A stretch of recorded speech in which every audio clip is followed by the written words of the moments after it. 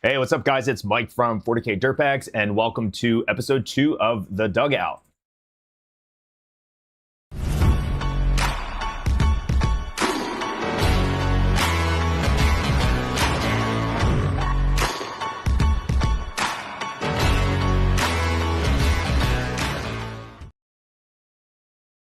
All right, cool. So, I'm deviating a little bit from my current idea for this. Lone Star Open is next Friday, and the balanced Dataslate came out this past Thursday. So I'm in hobby grind mode. So Thursday morning, the Dataslate came out. I was away from work. I got back, and then Derek came over, and we played a couple test games. So basically the timeline is this, right? So Thursday morning, the Dataslate comes out. This Monday, tomorrow, we are list locked. And then we fly out Friday evening to Dallas. So basically we had from Thursday afternoon to basically today. I mean, I guess technically Monday morning, but you know, if you're an adult and stuff, we got work. So not a lot of time to test. And there were quite a bit of changes for the factions that we were playing. I know for Derek playing orcs, you know, that was there's some stuff going on there. And then I was playing Librarians Conclave. And I know that the Stern Guard got hit a little bit. Well, not a little bit. They got hit quite a bit.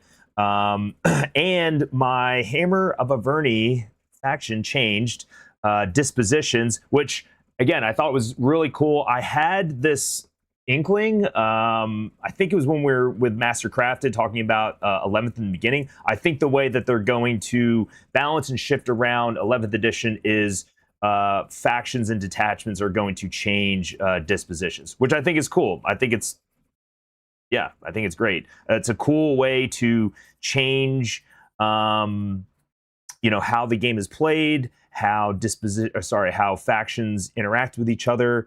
I think it's cool. Versus just like points, or like in 9th edition, everything was based off of the secondaries. Like each faction had their own secondaries. So I remember at the time, like Necrons just had, if you just like existed, you're getting points, right? And I was playing Chaos Space Marines. And I was just like, come on, like, can we get a good secondary here? So I'm glad. I mean, so much has changed just in the 5 years that I've gotten into this. But anyway, so I'm working on my basically mission prep for Lone Star Open. We know what the missions are going to be. The layouts. It'll be layout A all day 1, and then layout B all day 2. So pretty simple, right? Hey, what's up, Gapester? So we know what that's going to be. So that'll be pretty easy. Not easy, but more streamlined to figure out like what I need to prep for. I had one of our buddies, Roger. He came over. My apartment looks like a giant game store right now. There's tables set up in my room, and then there's another one set up in the TV room right now. I don't have the kids coming over for a couple days, so it doesn't matter. But yeah, Roger came over. Dude, he's going to Disney. He's in Disney right now. He's like, I have one practice game before I leave for vacation, and then I'll see you guys in Dallas, right? So, so what do you do when this happens? And I tell you what, I would prefer this right now, this kind of like scramble to, I got 16 fucking models I got to paint. At least just get them tabletop ready. I got a plan, like what are my missions? How I'm going to deploy in turn 1. I would and then the points changes, disposition change, a bunch of changes, right? I would prefer that over, let's just say the Dataslate came out next week after the rules cut off for the GT, right? And that is the worst feeling when you go to a GT and a bunch of changes are going to happen literally Monday, after the GT is over. So I'd rather the changes occur beforehand and you go through this kind of freak out phase of oh shit, lists are changing, don't have a lot of time to practice, points are changing, how are we going to do this? So I prefer that. So yeah, I told Roger that I would build him out I'm pretty sure he's playing Take and Hold. So if you follow us on Patreon and then Patreon chat specifically on Discord, I'm posting in there full PowerPoints of all 15 missions for every single disposition. People will say, why don't you use TTS? Well, here's the thing about TTS. Like, I travel a lot for work. Hey, what's going on, man? I travel a lot for work and I'm on my laptop, sometimes in places where I don't have power. And I tell you what, if I'm trying to just have an idea in my head of where I want units to deploy, how I want turn 1 to be, TTS will last like fucking 30 minutes on my laptop. And I have a Lenovo Legion 5, so it's a pretty decent laptop, but I can be on PowerPoint for like hours. So for those long periods of time,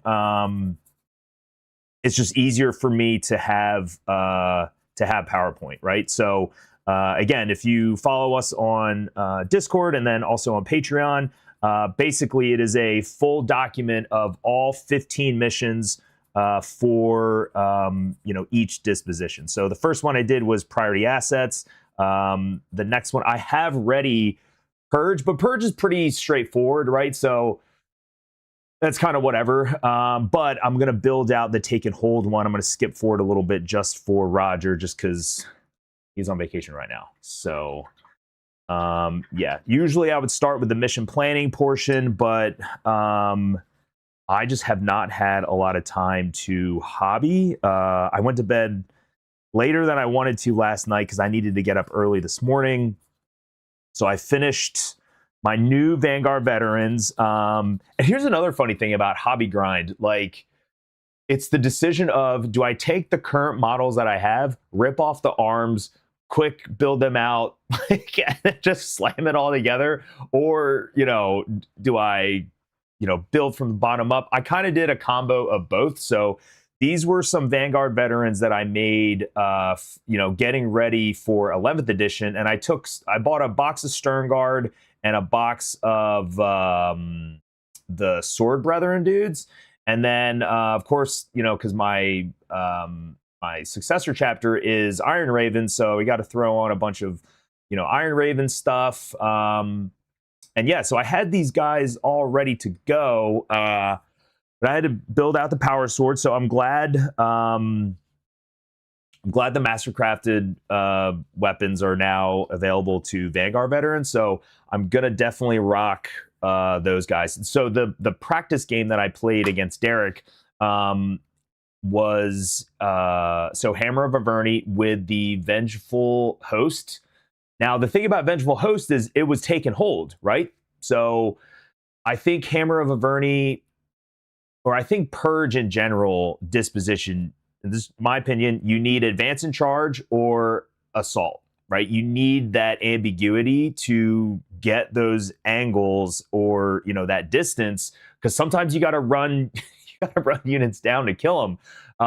But I wanted to try out the new jump pack detachment. Derek and I were talking about, I think, coming home from LSO, I think I'm going to lean into Shadow Mark Talon and Vengeful Host, because those two detachments just really synergize together. So I think that'll be really interesting. Anyway, so I was playing double Vanguard vets, the new chaplain, and just the captain, with some of the enhancements. And it's it is cool. But the thing is, I thought, I don't know, I didn't really like Take and Hold. And then also just not getting as many practice games, in general as I would want recently. I decided I'm just going to take Purge and Librarius. But the only things from Librarius that I'm using is the advance and charge on my Terminator Librarian. So I'll go over my list real quick. And this is kind of the best that I could come up with. That is something that is relatively easy for me to pilot. And then also, you know, reducing the hobby grind, right? So yeah, so this is my LSO 2026 list. I'm running Hammer of Averni and Libraries Conclave. I've got the Terminator Ancient with the Bring a Bodyguard back, so Steel Font. He is going to be with Canik Var with 10 Assault Terminators. Captain with a Jump Pack. I actually kit bashed this guy. I really like him. Made this guy before the new model came out. So yeah, we got to get him ready. So he's got the Spiritus Ferrum. That's just the +1 attack, and then once per game, +1 attack for the entire unit. And then the Librarian with Celerity. So basically, that unit will have +2 movement, and then advance to charge, fall back and charge the whole game with another 10-man Assault Terminators. Double Incursors, Infiltrators, the Land Speeder. I know it went up to 105. I knew that was going to happen, but that unit is just so fucking good. I almost bought the smaller Battle Force box yesterday. I stopped by the Warhammer store and I was like, yo, how much is this? He's like, it's like 170. And I had, Derek and I split the Armageddon box. I'm like, fuck, man, I'm not paying $170 just, for a land speeder, second land speeder, so I'll wait. Single Scout Squad, and then, like I said, the double Terminators, Vanguard Vets, 1 squad, and then double Vindicator.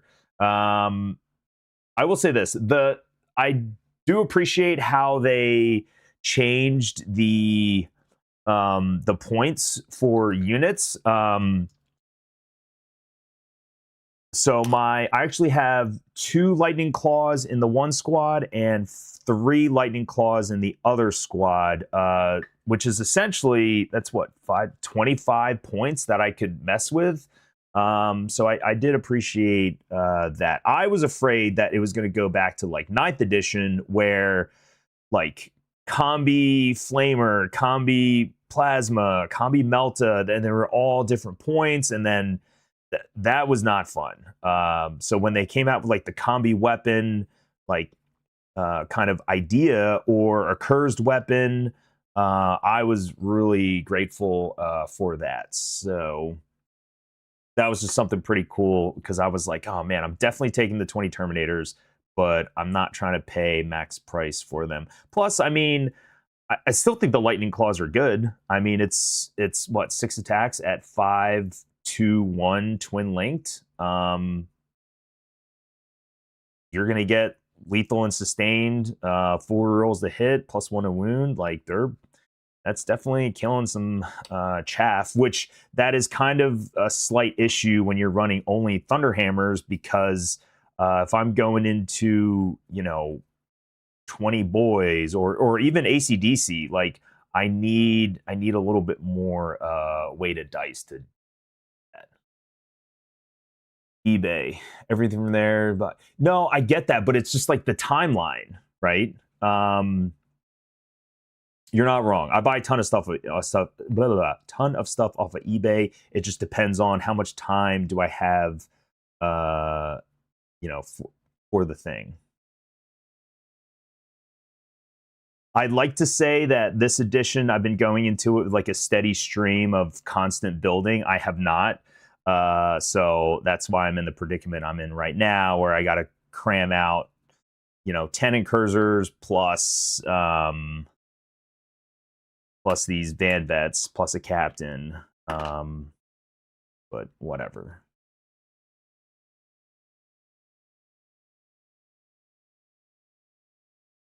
Anyway, in other news, I am excited for Halo Combat Evolved, Campaign Evolved to come out. So I got the kids coming over Monday night. It'd be really cool if it comes out like at midnight, and then we're just gonna be giant children and play. I know you could have gotten the early release, but dude, when you got 3 boys and you're divorced, you're buying every multiplayer game you're buying multiple times. So I was like, guys, we'll just wait. So really excited for that. I've played through the entire the entire series with all 3 of my kids, like individually. So that's been like a thing that's just been like something in I guess all of our lives for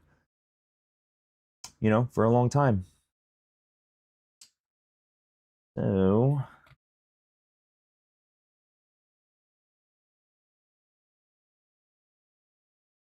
what are you guys working on this Sunday?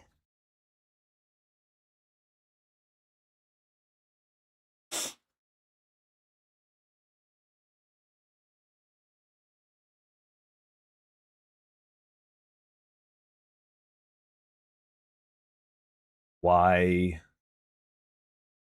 multiple times? What do you mean? Playing through Halo?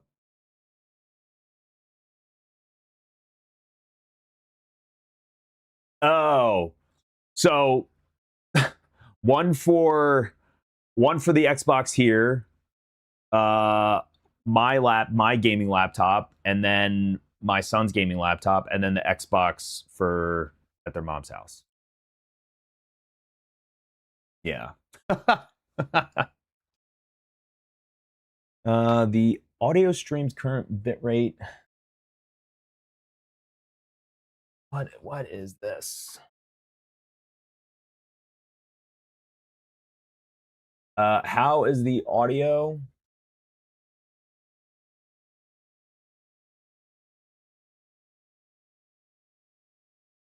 Everything's saying it's excellent. I don't understand. Whatever. If you guys say it's fine, then fine for me.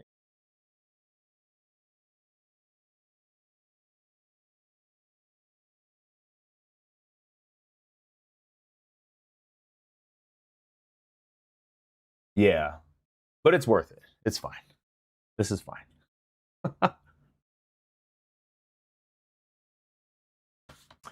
I need more paper towels.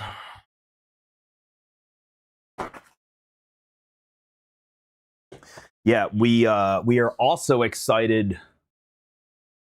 Audio sounds fine on my end. Okay, cool. The other thing we're excited for is Aliens Fireteam Elite 2. I think that comes out end of August. So real excited for that game as well. The first one was friggin' awesome. We had a blast playing that.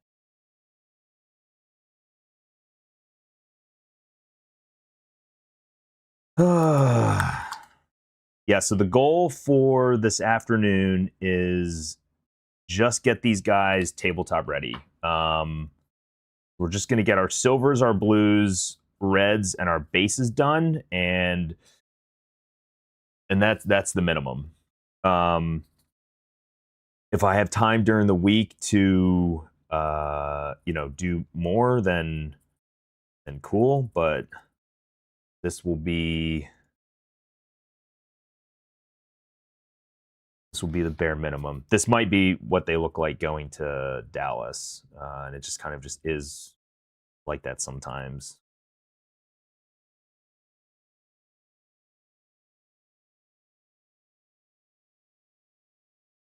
This sounds silly, but I haven't used many power weapons yet. I don't know when I want to paint the power swords for this detachment or for my color scheme. I don't think I'm just gonna go with blue. I'm kind of thinking purple, to be honest. I think the purple looks pretty sick. I made all my power stuff, lightning claws and power weapons for my CSM army purple. I thought that looked really, I don't know. It's funny, the decisions, like what colors am I going to use for the plasma? What colors am I going to use, for this or that, or important decisions.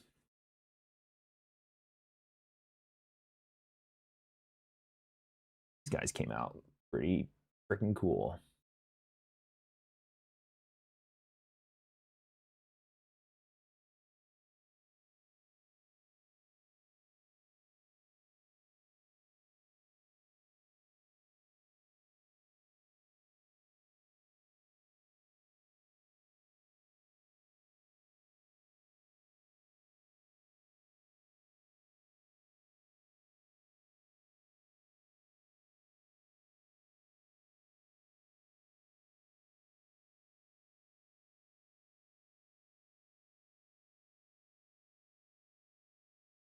a couple years ago, I got really into audiobooks, and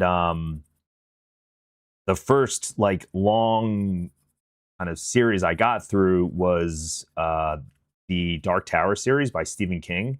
That took me probably like 2 years to get through.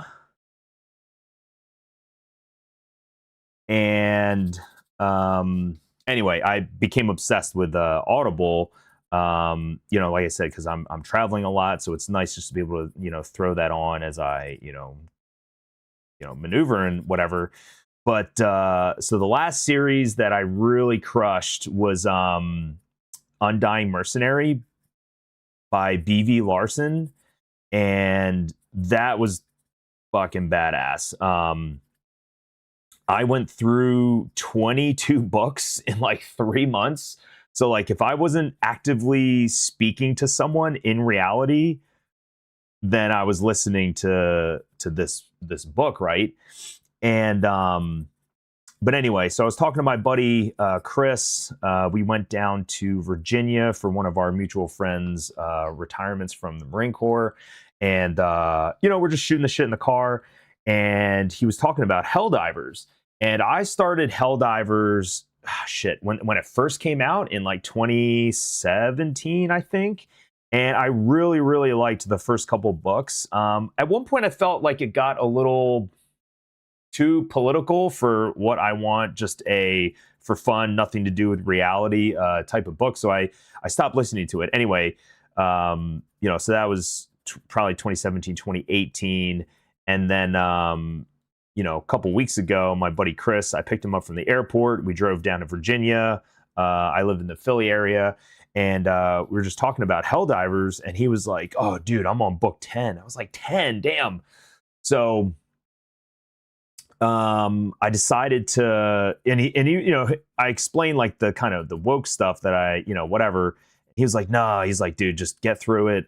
You will really like the direction that it goes. And I was like, all right, cool. So I got back into Helldivers. I actually got up to book 6, so I'm not that far behind. I think there's only like 10 right now.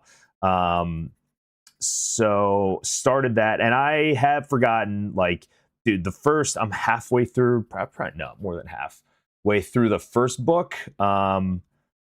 It's fucking good, man. And being a skydiver as well, like I appreciate like the little things that they talk about. Of course, I'm not free falling into thunderstorms. But yeah, great book series. Always go red. Yeah, that's fair. I mean, do you go red regardless of faction and color scheme? Siege of Terra, yeah, Siege of Terra is good. I'm actually working on Master of Mankind. I'll be running like 4 books at the same time. I'll kind of flip between either different universes or like a book for kind of education and then a book for just pure fucking kind of mindless pleasure. But yeah, I'm working through Master of Mankind and No Fear. I did the Siege of Terra. I mean, they were good. I tell you what, I go back to the first 5 books of the Heresy probably every couple years. Horus Rising is just so fucking good.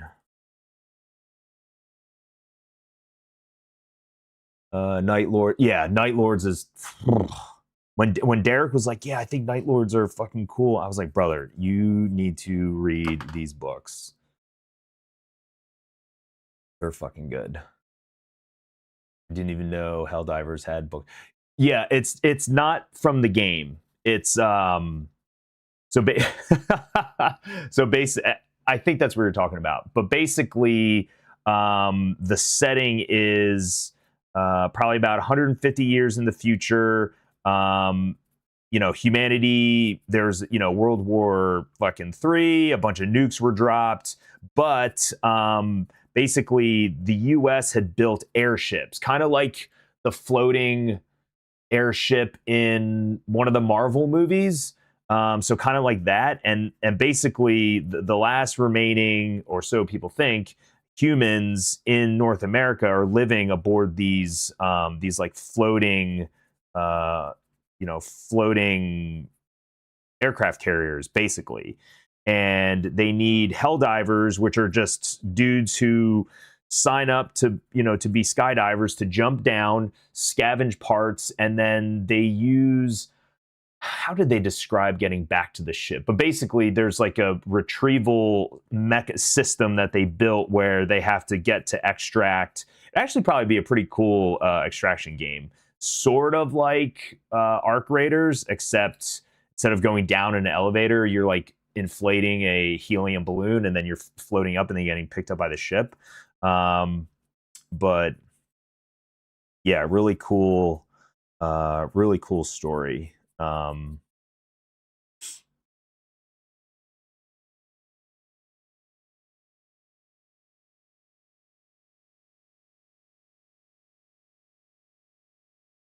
Yeah, the first three are definitely fantastic. Daily course, I don't know what you're talking about.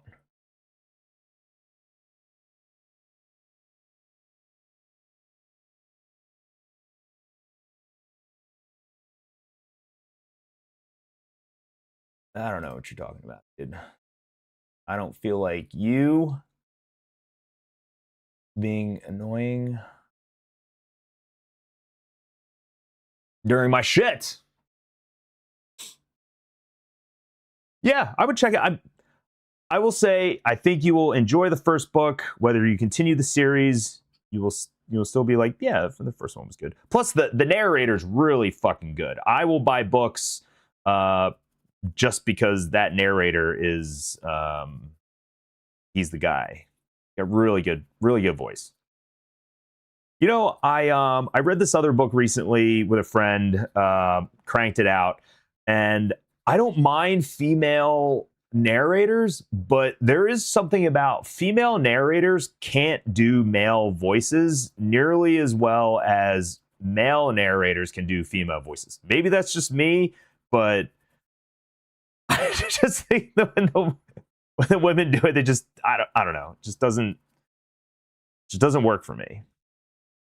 And let me clarify,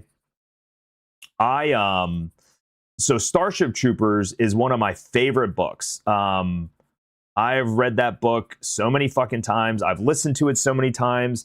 And so before Afghanistan, we were reading it again during like the pre-deployment training and stuff, and we're passing around the paperback book, that we're reading. And in the one part where Highland was saying that in this reality, females are the pilots because they have better reflexes, but it didn't really matter because the last thing an infantryman wants to hear is a woman saying good luck right before he drops into a combat zone. And I just thought that was so cool. So at the time, we still had iPods. And so I texted or called my wife at the time, and I was like, hey, can you just send me like a little voice recording of just saying, hey, I love you, like good luck? And she was like, yeah, sure, whatever. So I put this into my my iPod in my playlist, and I don't remember exactly when, but we're a couple missions into Afghanistan, and we're all doing like gear prep, and I think my iPod was going, so you've got like Hatebreed and like Converge and all this like hardcore like kind of death metal music, and then all of a sudden it stops, and my wife at the time, her recording comes on, and it's like, hey babe, I love you, good luck. And everyone kind of stopped and was just like, yo, what was that? And I explained to them, I was like, yeah, it's Krista. I told her to send me that. And they were like, dude, that like made me feel really good. I was like, yeah, dude. So anyway, a bunch of them asked their wives and girlfriends like to do the same thing. But, like in the book Starship Troopers, definitely it is a woman's voice is a nice thing to hear right before you're about to drop into a combat zone, for sure. He was trying to be political. Yeah, dude, it's maybe a bot, maybe just some nerd. Dude, we're painting 40K models and shooting this shit right now. Like, politics is not the thing that I feel like getting into. And with that, I mean, interestingly, the thing that I've enjoyed the most about this hobby is like, and I've talked about this a bunch of times in other interviews, podcasts, whatever, like the people you will interact with are people that, you know, you would typically not in your normal day-to-day life. And the game is so intense. Like the game is, I mean, you're spending 3 hours with this person. The story's so fucking good. Like politics has literally never come up in any 40K setting that I've been in. And I've certainly hung out with people that, you know, on completely different sides of the spectrum, which is fine. Sorry, hold on a second.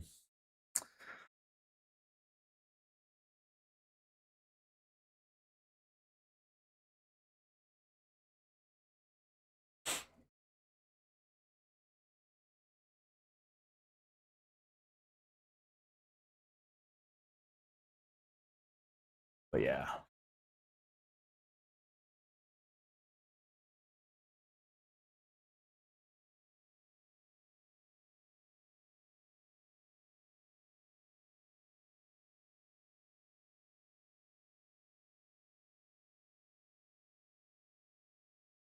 But anyway, so if you're a Space Marine player, I think Van Vets are going to be the new hotness for a little bit. I think they're good.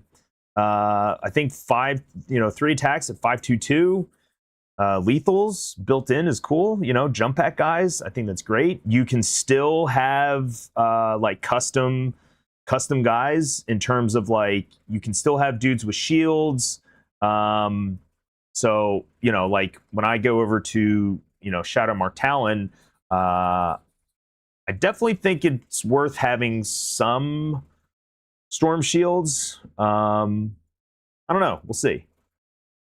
But for now, for this list, I am just running all power weapons.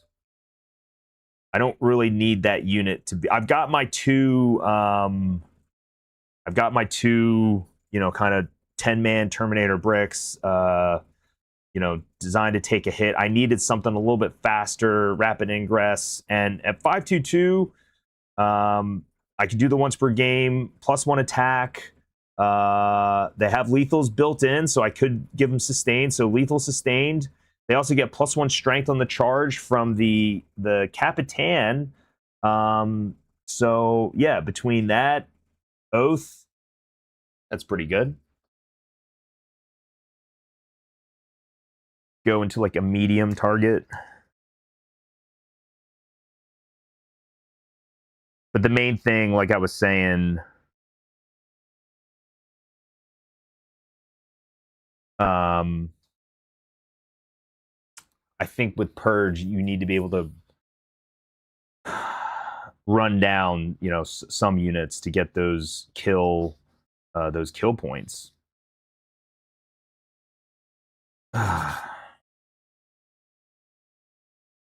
All right, these dudes, the null oil is still wet.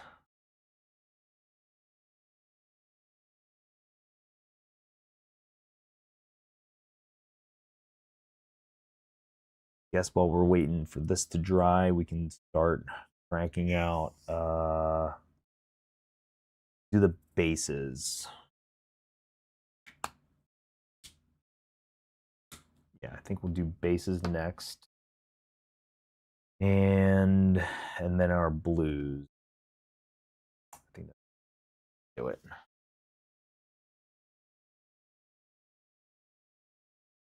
Other cool thing I want to try. I finally got it. Where did it go? So I'm gonna do the oil paints. So I got first one is white, and then I got a whole big thing of the mineral spirits.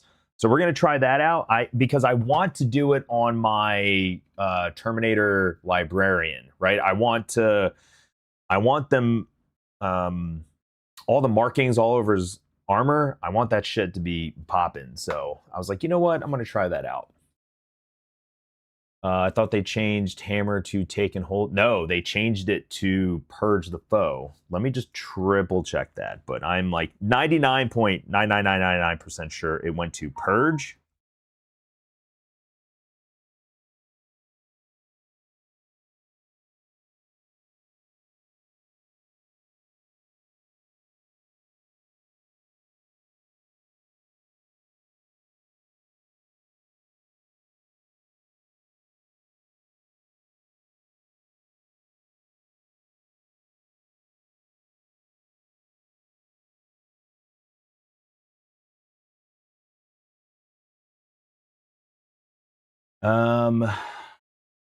You are braver than me with the oil paints. Well, we're gonna test first. We're not just gonna go friggin'. We're not just gonna raw dog it right away. So we'll do a test and then we'll see if it works. But I mean, it doesn't look that crazy, right? You just thin it down and then I think you have to varnish it, right? Or let it dry. No, it was what's it called? It was priority assets beforehand. Now it went to purge. And then they took salamanders who were purge and made them priority assets. So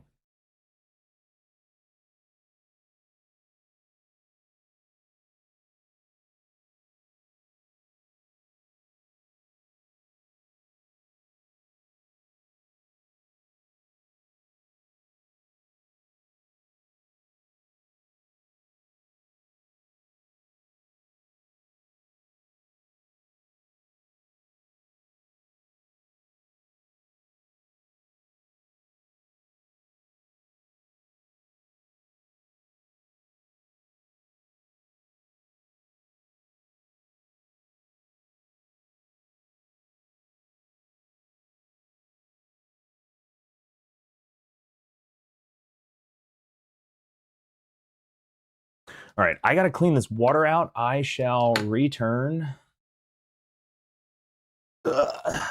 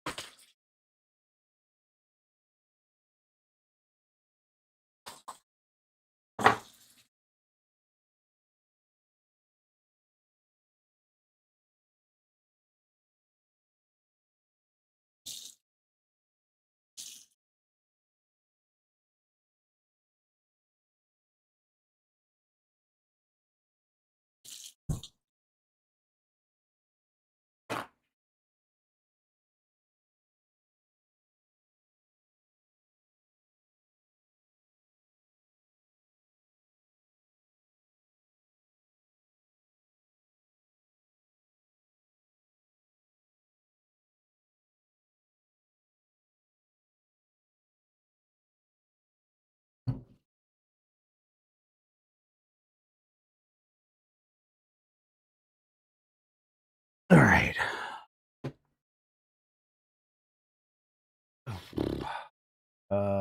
Yes. Blurry.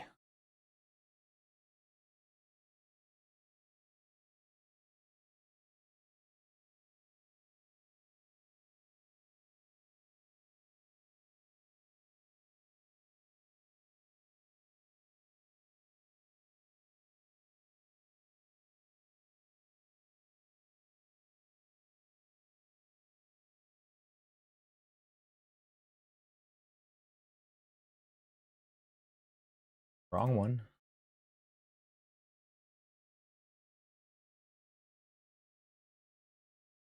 Okay. All right. Let's do the bases.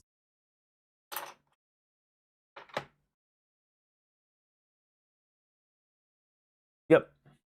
Yeah.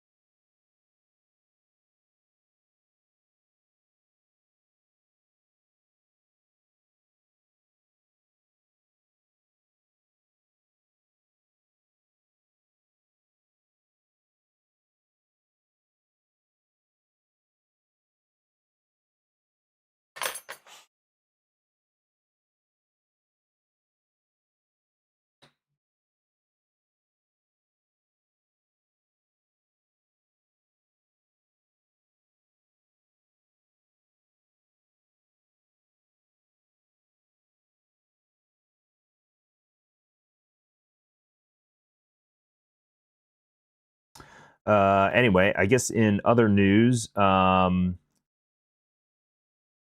everything should be, and if you know me really well, should bees don't make honey, but everything should be good with the book getting published on Tuesday. It's available for pre-order on Amazon right now. You can check that. You can just go to Amazon, type in Tabletop Gaming for Life, or you can get there through our website, tabletopgamingforlife.com. But yeah, I think we're good to go. I got the final proof the other day, and yeah, that whole process was just really cool.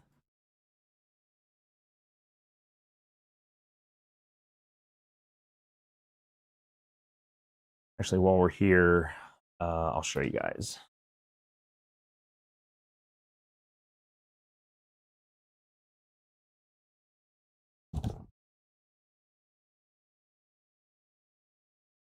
Yeah, so this is the final proof. Let's see how this comes up.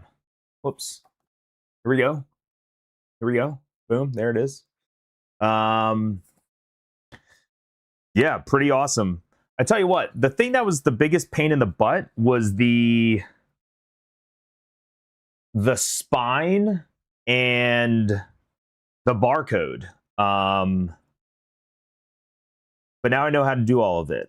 So that was really cool. It was surreal when the first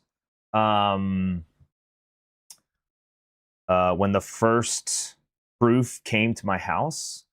It was just a really kind of awesome feeling.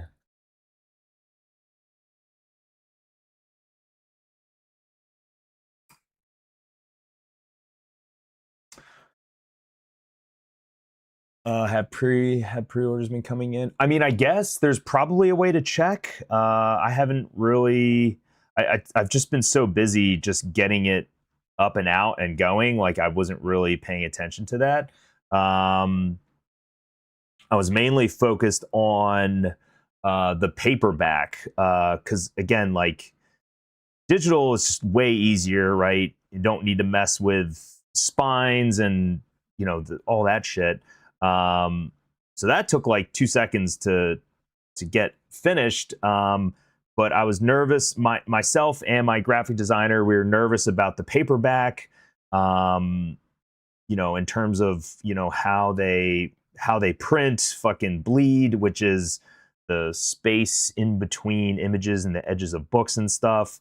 I mean, it was a learning experience for sure. But I also thought it was really awesome how cool it was. Like, I'm just a dude, and I was like, you know what? I want to write a fucking book, and kind of just did it all on my own. Did you ever think you'd be an author? No. Now, not in my conscious, like that wasn't ever a thing that I aspired to do, right? But when I look back, like I had been writing like my whole life, even though I was barely graduated high school, getting into college, I was 28 when I went. That was an adventure. Because I ended up getting into George Washington University, and that was interesting with their admissions department, like trying to explain why I was so bad in high school and why I'm going to take college more seriously now. Because I did drop out when I went to community college for a little bit.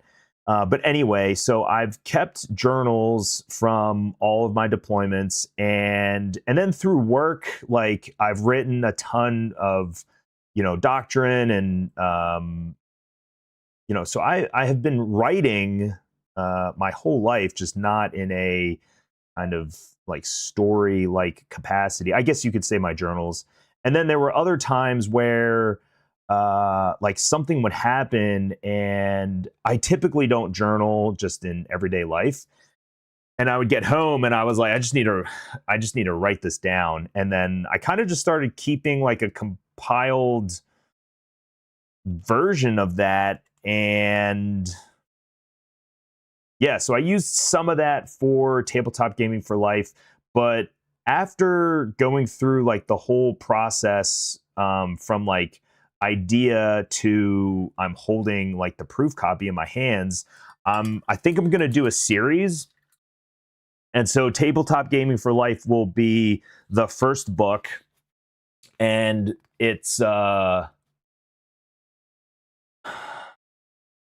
not AI slop. Nope, it is not AI slop. Which is funny because there were certain things in there. So I always thought that the M dashes were cool. So I wrote like that, for years. And then I guess like that's a thing for AI. So I had to go through and pull all of that out. But there were certain of course, like I did use AI. So like the way I did it was I would write out like, well, the first thing I did was like, what is the structure like of the entire book, and like how am I going to build out the spine, not the spine, but like the bones of it, right? Like, and AI was great to help me just like organize like my thoughts, and then for the individual chapters, I would just like, so now I had my, purpose, method, end state for like what I wanted the chapter to be about. And then I would just write, and then I would only use AI to help with like grammar or like structure, but not for like the writing itself.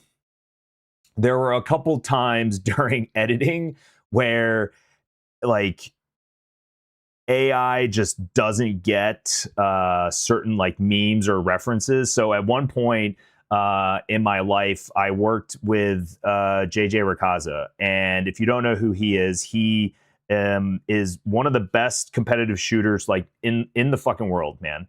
He is an incredible dude, incredible shooter.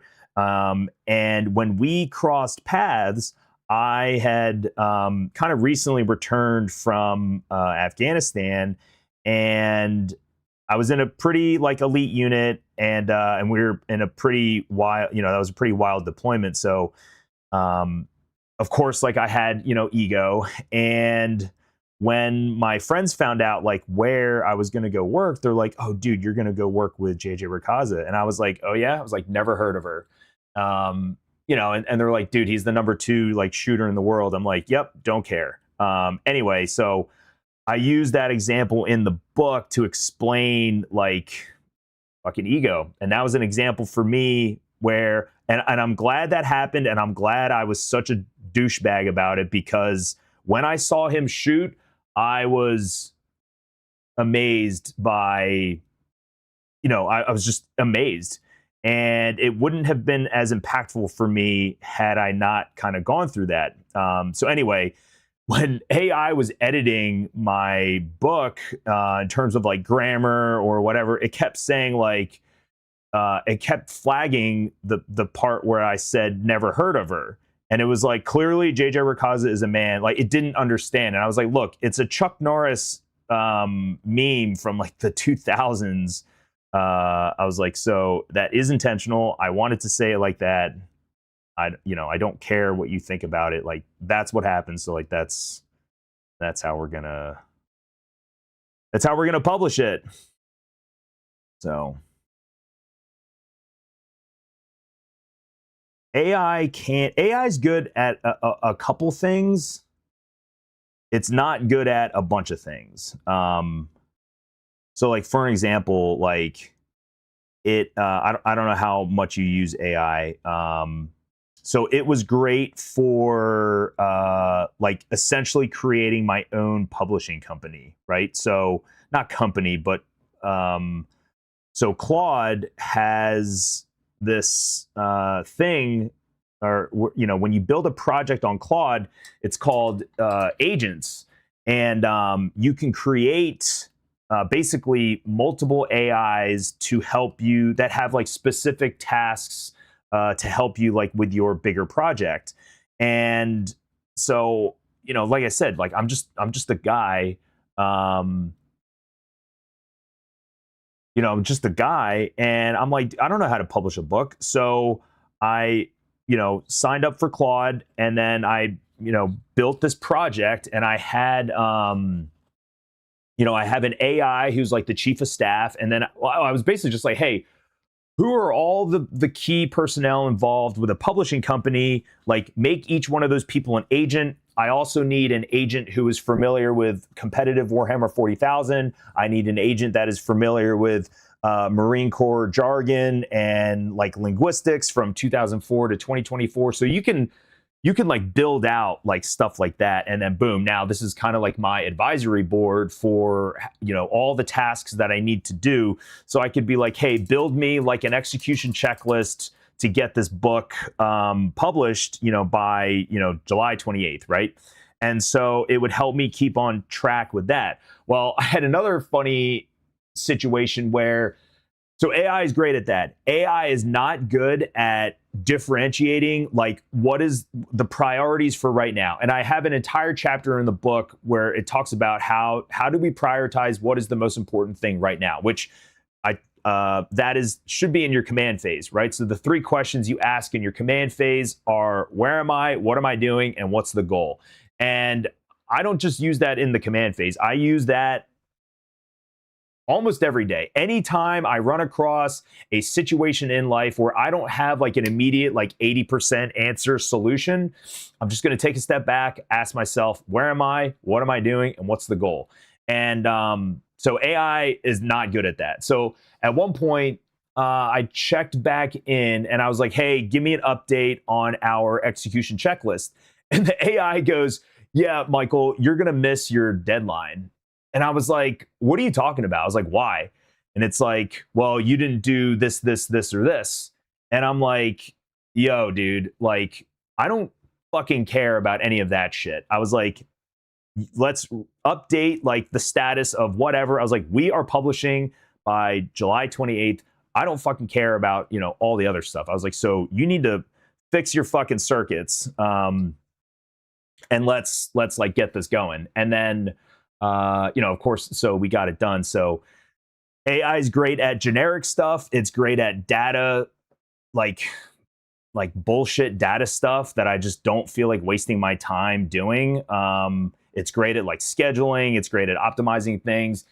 But if you ask it for specific things or guidance, like it doesn't really know shit. It's like it's very, very generic. Now, if you are very specific with it and you give it a lot of like context, like for example, I uploaded my Colby profile, which the Colby test is it's a personality test, but it focuses more on like your work ethic, right? So for an example, if I have a team of like 20 people, I would have each of them take this Colby test. And from there, I would have a better understanding, not just of their personality, but like, what is the optimal work conditions for them? So for me, I don't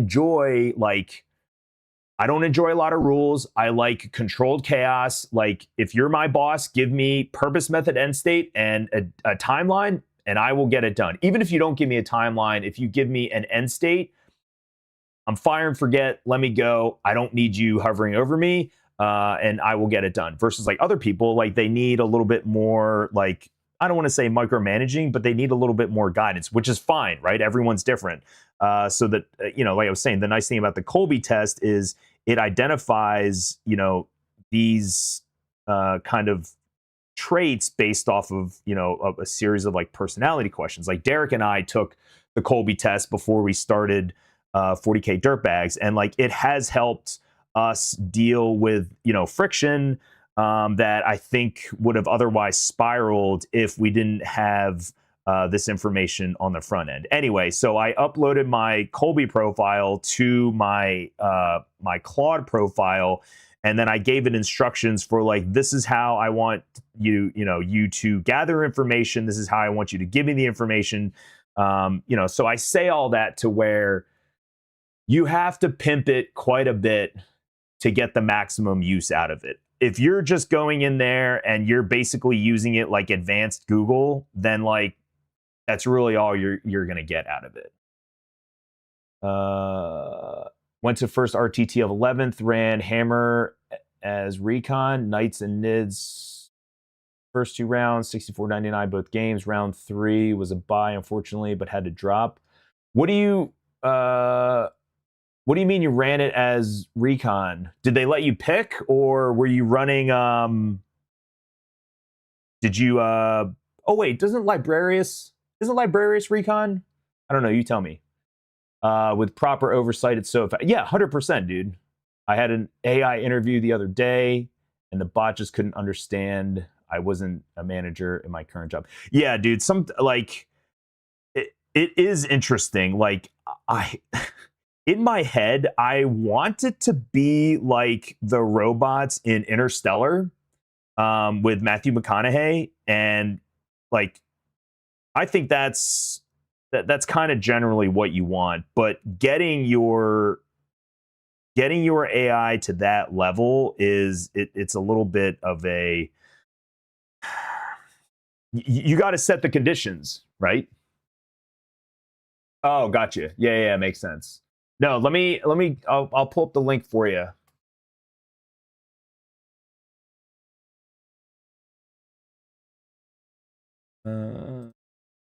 Yeah, Colby Index A. Yeah, I'll throw this in. I was listening to a podcast, and the guy mentioned this for literally the reasons that I mentioned to you before, and I just thought it was so cool. Yeah, so that's the link right there. So I've done like the leadership workshops where they bring in, whoever, and everyone does like the DISC assessment, which if you haven't done that shit is fucking hilarious. So everyone takes like the DISC profile test, and then they put you in a group, with similar profiles. And then the funniest one was when each group had to describe a picture that they see, and I forget who it was, but it was like the kind of dreamer profile, and they're just like, yeah, it's like a ghost ship, like in the ocean, and the stars, and everyone in my profile was like, are you guys fucking high right now? Like, that is, clearly, this, that, the other thing. And it was interesting because a guy I had, I don't want to say I had friction with in my platoon, but he was a guy that worked for me, and I could not optimize his output. And that's something like as a leader, you know, manager, whatever you want to call it, like to me, my role is to get the maximum, you know, positive output out of, you know, the people under me. And, you know, if I have to make a shift or whatever, like I will do whatever it takes to optimize, you know, output like of the group. Right. And we were great friends, right? So it wasn't like a internal personality conflict. It was a it was a work ethic conflict, and not even work ethic. It was how we approach problem. So I did appreciate the disc assessment kind of leadership seminar that we went to. I wish we had done it right in the beginning of the deployment. I certainly would have handled him a little bit differently. But nonetheless, after that experience, I realized that doing those little assessments with you know, smaller teams, I mean, I would say even less than 30 people, you know, it's worth, I'd say even 50 people, if you're like directly in charge of, like, it's important to at least know, like, okay, John isn't responding to me, you know, why isn't he responding to me? And instead of like making assumptions, at least now you have an idea from like a psychological personality profile, like, okay, like this is why he's acting this way. Maybe I, you know, change my approach. Landmark Forum, the extreme of leadership training. Is that a thing? Throw up a link, Hurley.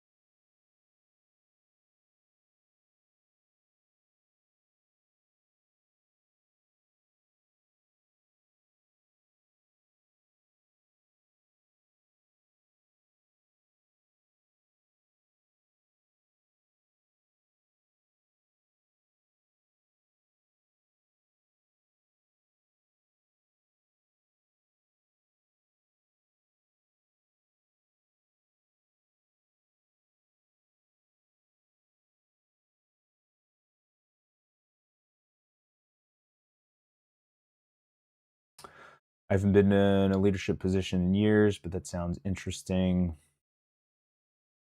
Yeah, I'm not in a leadership position right now, and I tell you what, it feels pretty fucking awesome. I only have myself to worry about.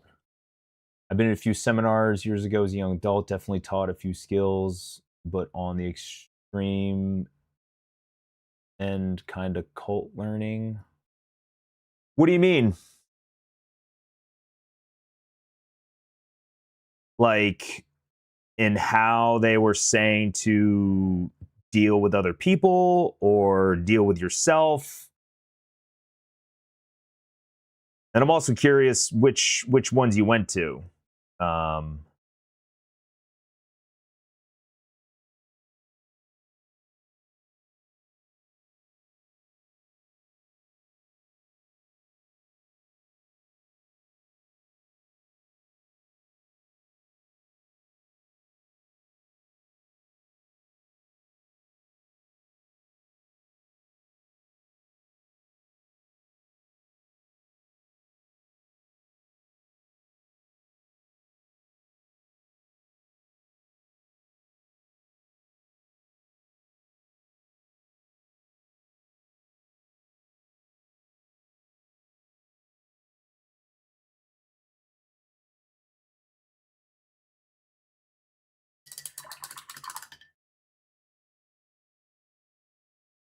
I can also see, I guess before you respond, I can also see where like, you know, you go to a leadership seminar and it might just be it might be a good leadership, like, how do I say this? Kind of like plan, right? Not plan, but like game, yeah, like game plan or model. But what I've learned is those models are not universal. There are some universal leadership kind of principles and traits, but I think as a core, right, a lot of them don't translate, especially from the military to the civilian sector. In my opinion, they fucking don't. Shared the link, but has blocked the stream. Google Landmark Forum or Landmark Worldwide. Well, if you aren't a mod, oh, got it. All right, we'll do this together. Sorry. Landmark Worldwide.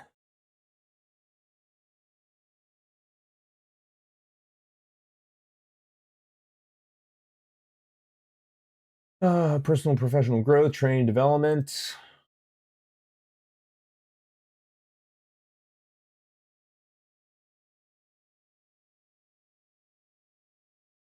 Things how we're on it. Let's just all do this together. Let's do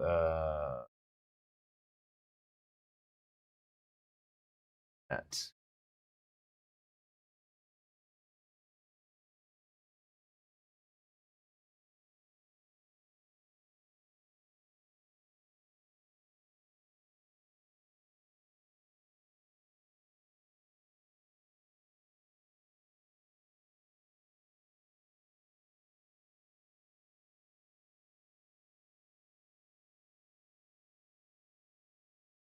All right.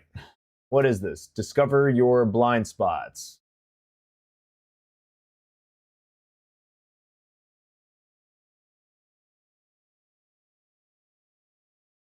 Or whatever.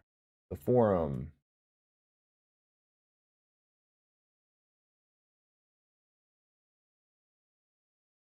Yeah, I mean, it sounds good. I wonder where they pull. There we go. About us, our leaders. Let's see who these people are.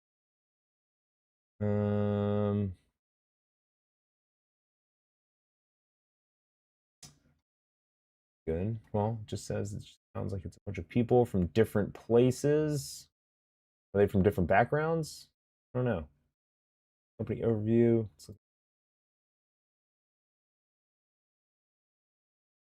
Landmark Worldwide is a international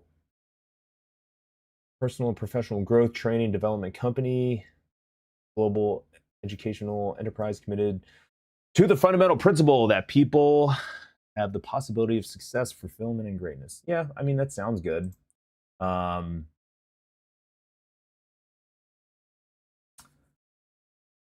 One of my bosses keeps recommending the Jocko book, Extreme Leadership, to all new people, but then he fucks up and doesn't take accountability at all. It's hilarious.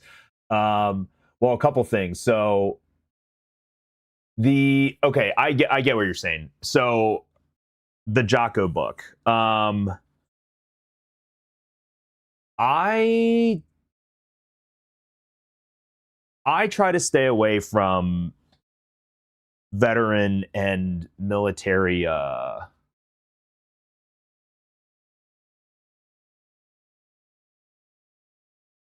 veteran and military online stuff. I'll just say this: the Extreme Ownership book is pretty good. Now, again, like I was saying, kind of to Hurley's comment, like, I think a lot of the times it's easy to be like, oh, like military leadership like works like everywhere, and I don't think that's necessarily true. So I can see where that can be. It feels cultish because like you don't. I'm not going to say you like. if you don't grow up in that environment, then it just seems weird. But I mean, like the military and depending on the units and the organizations, like, yeah, it is a cult. Marine Corps, especially, Marine reconnaissance, definitely has its kind of mentality. And that is hard to, it's hard to impose on people that aren't from that, from that organization. A good example is I was launching a new project at work, and I mean, we're making changes like at the enterprise level. Like, this is affecting company-wide everybody, and it was one of the more bold kind of initiatives, that really anyone had ever done. And by all accounts, like, we did it. It worked. Like, we got it across the finish line. But one of my teammates, and I don't remember what and where what we were doing, but I was like, yeah, well, like, we'll just go to this thing, like, and then we'll just pick back up like where we left off, whatever. And he looked at me and he's like, Mike, like, we can't keep going. We like need a break. He was like one of the guys on my team. And I looked at him and I'm like, what do you mean, like, we need a break? I was like, it's been like 3 months, dude. And he's like, yeah, but we've been going like 3 months straight. And I didn't say this to him, but I thought it in my head. I was like, dude, I've gone on 8-month deployments, 12-month deployments, 17 months away from my family. And that's when I had the realization that I was like, okay, like, what I'm doing right now, like the mentality or the aggressive nature in which I was pushing out this new program worked to a point, but I needed to take a step back and look at how it was affecting, the performance like of my team. And I couldn't push them, like I could push, Marines, and like specifically like reconnaissance Marines and Force Reconnaissance Marines, like, couldn't do that. So like when people ask me about like tempo and, stuff like that within like, a leadership environment, that's an example that I would bring up in terms of like, knowing the capabilities and limitations of your team in general is going to be really important for like long-term output, which again, where like the Colby report is cool in terms of like, what environments do people, thrive in the most for like work performance. But yeah, I get what you're saying. Yeah, exactly. Not everyone is built for that, for sure. And we've kind of talked about this multiple times, throughout, my hobby grind and now the Dugout series. Like, I would have never said I was an isolationist until my therapist like asked like who my friends are. And before 40K, all my friends were basically the same archetype of person. Like, I have tons of friends, but it was basically all the same kind of person. And it became really easy for me to just have this belief that, oh, like, everyone is going through what I'm going through. Like everyone's getting divorced. Everyone's constantly deploying. Everyone, funerals all the time. Like all that stuff. And what I realized was like that I was living in a bubble. And that was like a weird kind of realization. And that's why I'm like really passionate about like Warhammer, because that was just one thing, but a really major and important thing that got me out of my bubble.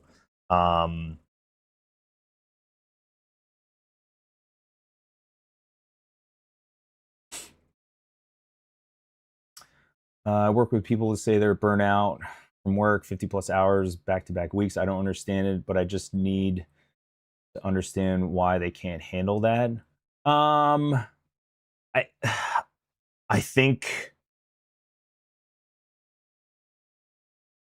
I think it takes a certain type of organization to create the identity that you are going to, you know, win at all costs, work at all costs. I think, when you're in a work environment where that is the thing, then you just kind of fall in line. But if that doesn't exist as a cultural norm, like of the organization, in my experience, it's essentially impossible to create that in a small team, because then your small team can look at the other teams, other shops, other parts of the organization or whatever, and where that culture doesn't exist, you get one person who's like, yeah, I'm not on board with this, and I don't have to do it because not everyone has to do it. Your team is going to fall apart. It's really hard to maintain that momentum if the organization culturally, like from top down, it isn't designed like that. And I say designed on purpose. Hard thing about being a leader is realizing other strengths and weaknesses. When you're a savage worker with a high pace tempo, you have to realize not everyone is built like you. Yes. So actually, I'm glad you brought that up. So it is a thing. Like, high performers do not do well with medium or lower performers, right? I actually talk about this in the book as well. Like, one of the best pieces of advice I got, and I'm so glad I got this as a young man. I was 20, 22 maybe, and one of my commanding officers, he pulls me aside and he was like, hey man, you're really good with people at your level, but you suck at working with people that aren't at your level, and you need to work on that. And that didn't click with me right away. That took me a couple years to truly understand like what he meant. And but again, like I said, I was grateful he said it, because it had been this critique that had been kind of just rolling around in the back of my head, and it didn't really come to true fruition until I was a little bit older, and now I have my team leaders below me, like my little kind of unit leaders. And one of the kids, I mean, this kid was shit hot. I mean, he was fucking awesome. Everyone wanted him. He was great technically, tactically.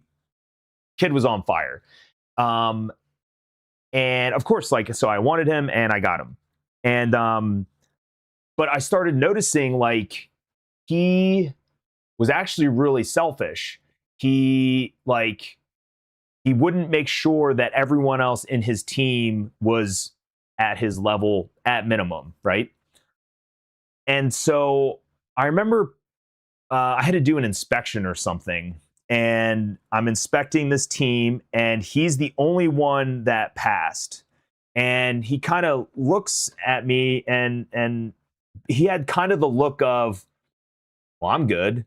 And I was like, hey man, let me ask you something. I'm like, do you think this is a good thing right now? And he's like, what do you mean? And I'm like, that you're good and your entire team is not good. Like, is that a good thing? He's like, well, no. And I was like, when did you know that your team wasn't good? He was like, a couple hours ago. And I was like, okay, man, well, how about this? It doesn't matter that you're ready or you're the best or you're whatever right now if the rest of your team is not, because now you just all fail. And that was just a really impactful example, like for me in real time, of just what that dude meant. Saying that to me years ago. And after he said that, I certainly had a mentality of like, I will never like withhold information or, you know, gatekeep. In a lot of like sports and hobbies and competitive things that I've done, I've come across people who gatekeep like information. And that's something that Derek and I, you know, we naturally just kind of gravitated towards each other. But that was like a common shared trait where it's like, you know, I will tell you all the information. Now the caveat is if you're teaching or coaching, it's like, you know, you have to kind of tempo down the amount of information that you're giving, you know, so they don't, you know, overload with it. But what I learned from that guy giving that critique was like, you know, you should, in my opinion, pour into everyone within your team. And if everyone is pouring into everyone else within the team, I mean, your team is just going to be fucking sick. And I tell you what, after I had that interaction with that kid, he's a man now. He actually took over my old position. Super proud of him. Incredible Marine, incredible man, father, Christian, you know, all that stuff. And I was just grateful to kind of be a part of his, you know, development like that. Not applying your limitations and standards to them. Well, let's come back to that. You become friends with people that share your values. Sure. Yeah, you guys spill the beans and all the good stuff. Looking back on the Afghan situation now, what do you think of the weapons mass destruction story? Was it worth it, or are you sold down the river? I would never gatekeep if someone doesn't have the desire to learn. I've got no time for them. Okay, let's go in order. So, not applying our limitation or your limitations and standards to them. So, I think, look, it is what it is.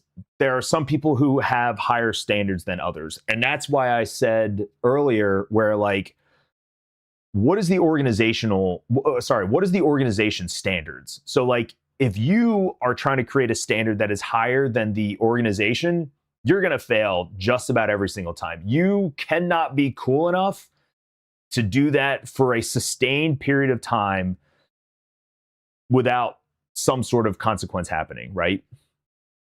It can be done, but it's not a sustainable thing. And by that, I mean, it's creating standards internally that don't exist at a higher organizational level. Like, here's an example, right? So for my last deployment, my unit got the tasking, and, you know, I found this out at a retirement party. And something that I kind of developed over the years was I called it being in charge of your own shit show. And so what does that mean? So like, I was never ordered to go on any deployment. Every deployment I went on was I volunteered for, or I made it so like I wanted to go with these guys to do this specific thing, right? So I have no problem like jumping into the unknown if I have some sort of creative control over it. For an example, so my last deployment, this tasker comes up, no one's ever done it before, and I'm like, if we all volunteer first, one, we're all together, no one's ever done that, and I'm talking to like my close friends group, served with these guys for 15 years at the time, and I was like, we're all together, so like, I mean, that'll be cool. And then we kind of can just make up the situation as it occurs. And so that's what we did. So we went to our boss and we were like, hey, sir, like you can tell the colonel, like, you will get a platoon from this company. I was like, but we can choose the guys however we want. And he was like, yeah, cool. That sounds good. So that made him look good. And that also allowed me and my, my peers to create a selection process that was wildly outside the norm, right? I had these kids taking written tests. I had them doing other physical fitness tests. And mind you, like me and the leadership, all my guys, like we were doing it together. So it wasn't like do as I say, not as I do. It was none of that. Like it would be like, hey, here is the here's the physical fitness test for a mountain athlete. We're going to do the operator ugly. You must have this score to even be eligible to be selected to go on this deployment. And we would all do it together. And that didn't last, now again, we had a great deployment. Those kids were fucking awesome. But like that mentality is not a sustainable thing in a small unit. But I think you can, and I say this a little loosely, you can persuade your standards onto people who have lower standards than you, right? And that is through that's through friendship, that's through love, that's through, I want people to be better around me. And I also want to be I also want to be around people who are better than me so I can elevate my standards, right? Like great example is this weekend, right? On Saturday, one of the guys from my jiu-jitsu gym, this guy's a fucking animal. He's also like a commentator for UFC. Like he's such a cool guy and he's British. So he, we go to the range, we're shooting pistols and and I did that professionally for half of my career, teaching marksmanship. Blew this guy's mind and he was just like, dude, this is fucking awesome. He's learning all these things. I'm happy for him. I love teaching, coaching. So that was all cool. This morning we go to jiu-jitsu and he not only beat my ass, but dude, he gave me such a good lesson. So it was like, I'm helping him over here. He's helping me over here. We're both elevating our standards, in specific disciplines, but it has to be through, it has to be like you're guiding each other through these situations. In terms of the Afghans, well, let's clarify some things. So Afghanistan wasn't because of weapons of mass destruction. Iraq was because of weapons of mass destruction. Afghanistan was because of 9/11. I will just say this. I understand how the Vietnam veterans felt when they came back or even while they were still on deployment, where, hey, we're going to take this hill, we're going to take this valley. They go take the hill, they go take the valley, and then like it's just overran and the valley is lost. And it's just like, what did we even, do that for? And for me, like that situation happened. So, the Marine Corps goes into this valley. It was very kinetic time. It was the most kinetic time for the Marine Corps of the entire conflict. We go in, secure the valley. And then within 6 months, it's, the valley was lost. My role within the platoon, one of my ancillary roles was I was a tactical debriefer. So what does that mean? Like I would be the first person to, and I say this loosely because words mean things, but I would be the first person to interview people when we interact with them on mission, right? And most of my time was dealt with just like understanding who are the people that we are interacting with. So I talked to hundreds of Afghan people. And so my perspective was very different than just, from a machine gunner or like a sniper, even within my platoon, right? So they might be out, on a mission doing whatever. And I'm like talking to, these people about whatever. And unfortunately, like, I felt like we were these futuristic space dudes dropping out of the sky into this agrarian society. And, we're romping around like we're fighting the Taliban. And, I would ask the people like, hey, like, do you know what 9/11 is? Like, they're like, nope. And the other interesting thing for me, it was early on when I got there, and I'm starting to talk to these people, and I'd be like, hey, how old is this kid? Because I would have to have, I essentially created like a database, right? So I would have to get the iris scans, the fingerprints, the photo card, all these things. And so I remember asking like, hey, how old is this guy? And my interpreter texts, he was like, oh, he is 22 cherubs. And I'm like, yo, what's a cherub? He goes, it's a harvest. I was like, oh, like the poppy harvest? He's like, yeah, that's why I have a giant poppy flower in my hand. And I was like, so they determine age by the number of poppy harvests. He's like, yeah. I was like, my goodness, dude, like, where are we? And this is 2011, right?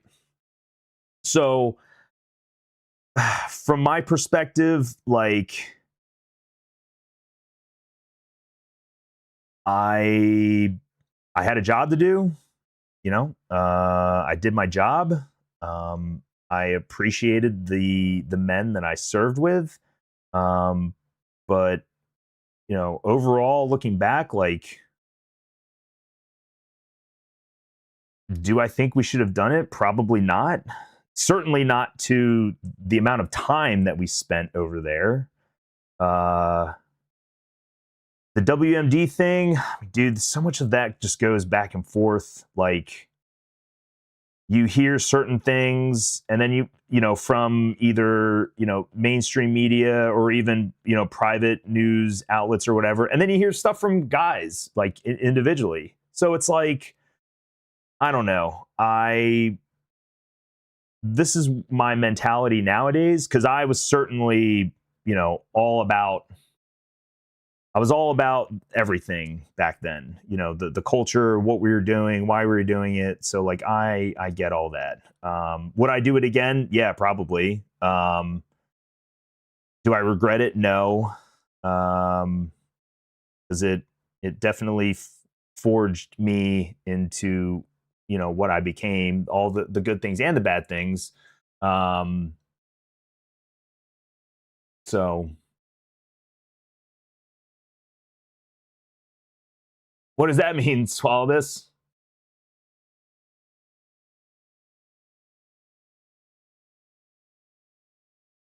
I gotta ask. I think here's a better answer, man. I gotta ask the other day who I voted for, and my answer, it's not simple. It's not easy. And there is a lot of context. Because like, my world perspective is going to be different than someone who's never left the country, right? For sure. And I spend quite a bit of time overseas. I have, throughout my entire adult life. Where I'm at now, like, I don't think there's a two-party system. And that's kind of where I'm at with it. I think that me and someone who has a different political understanding have more in common just as regular people than any color or party or any of that. Certainly, on mainstream media. And so that's kind of where I'm at with that, right? I met a guy, he was an Uber driver. I often wrongly lump all those countries together. So much has been going on in the last 5 decades in that part of the world. Dude, you are not wrong, man. And it's kind of crazy when you peel back all these like layers. But anyway, I got an Uber ride. This is a couple years ago. And my sister and I are first generation kids in the country, in the US, right? So my parents immigrated in the 80s.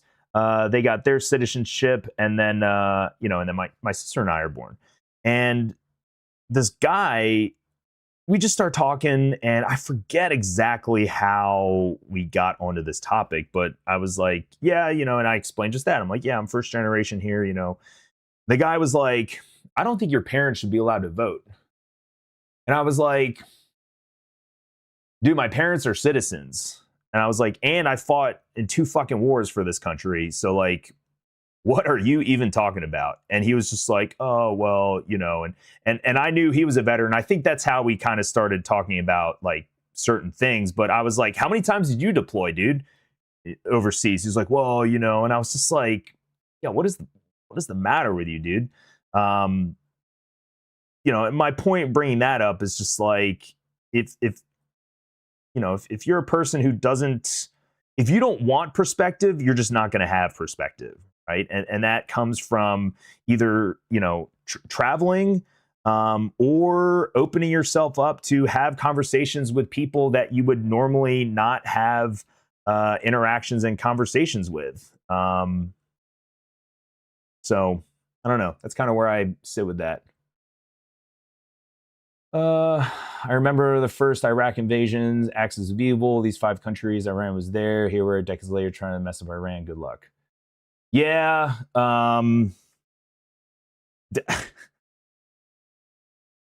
Dude, I don't know, man. I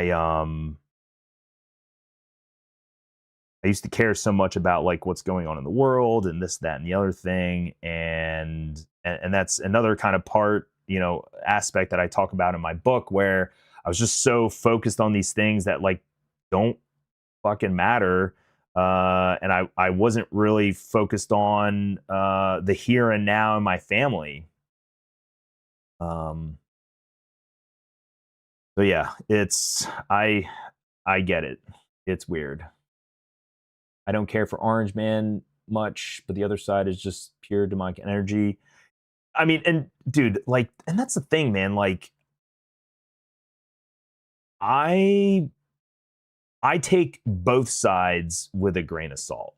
And let me give it to you from a perspective that's a little bit more relevant to us being 40K nerds right now. Not every person you see on the internet, especially in 40K, is like that in reality. I will say, like, you see Derek and I at a tournament or whatever, you're gonna get this. This is what you're gonna get. Stephen Box from Vanguard Tactics, yeah, basically the same guy. Super fucking nice guy. Dave, World Leaders Dave, he is just like that. You know, in reality. Who else are the big ones? The dude from Tabletop Titans, yep, super awkward, very friendly. You know, they're like that. But there are some other ones who they are not the same, right? They have this weird like personification of who they are online versus who they are, you know, in reality. And I think modern U.S. I don't know, not even U.S. I think modern politics definitely, it's like almost accentuates that, where it's just like there's no way this person is actually like this. And I think that's probably true. So I don't know. I try to take a lot of that stuff with a grain of salt. And it's like, am I doing the things that I need to do every day? Am I, you know, working out? Am I reading scripture? Am I praying? Am I taking care of my family? Am I doing that? Like, those are the things that I try to focus on now. Not so much of like shit that doesn't really affect me. That's kind of where I'm at with it. They've been getting ready for decades. I'm in the UK. We keep interfering with the Middle East. Why can't we just live in peace? That red certainly pops. Actually, it's it may be just the color setting. It's actually not as, let me mess with this. Top camera filters.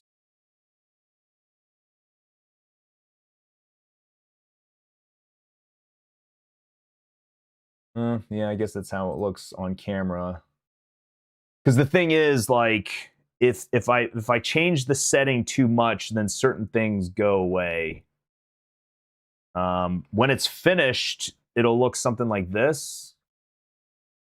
Oops. So I tone it down and then highlight it with Luganeth orange. Yeah, probably. I just hit all the...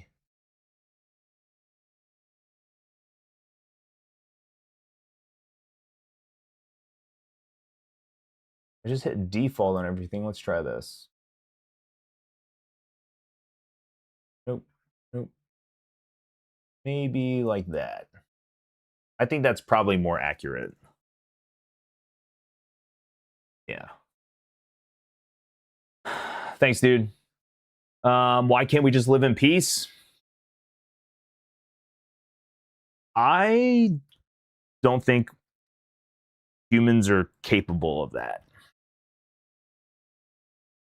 I mean, you see people who get jealous of their neighbor, you know?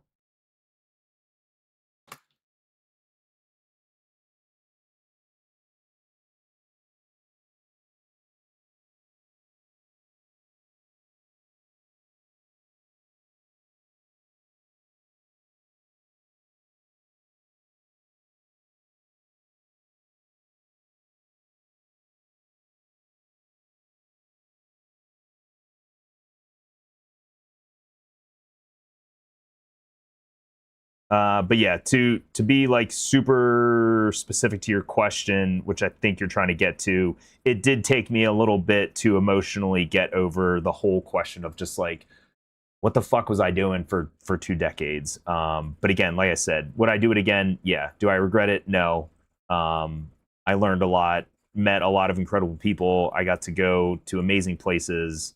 You know, and even look, I'm proud of what my unit did in Afghanistan. You know, we did what we could, you know, for the people. I'm just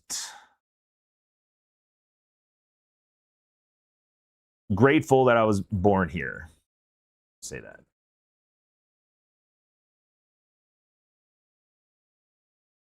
I should be painting my orcs, struggling for color schemes. Dude, I tell you what, with orcs being so popular right now, there are some sick schemes coming out, dude. Who was I looking at the other day? They were going for more of a like flesh tone color of the orc skin, not like green. Looks fucking sick, dude. Or are you struggling with like, are you trying to go like reds or blues, like stuff like that? Love the range of topics in these. Yeah, man. I mean, I wanted to.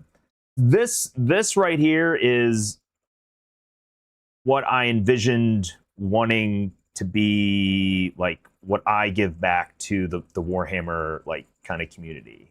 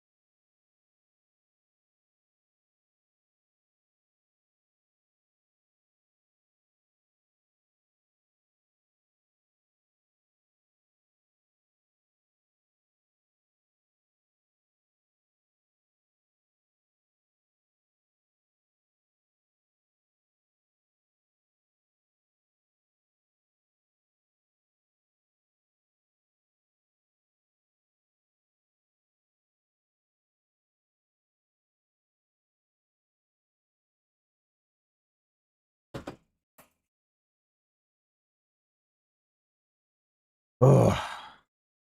I started with a really rusty war track. Just needs something. It's too dark. I don't paint much these days. Much more of a collector. That's fair.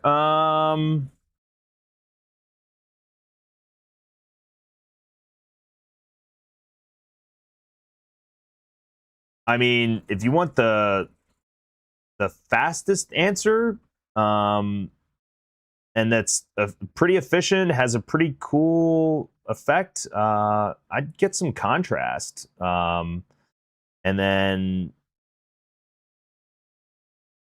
find some spots, paint it white, and then just throw that contrast on there. Or you could go with like racing stripes, some sort of stripe,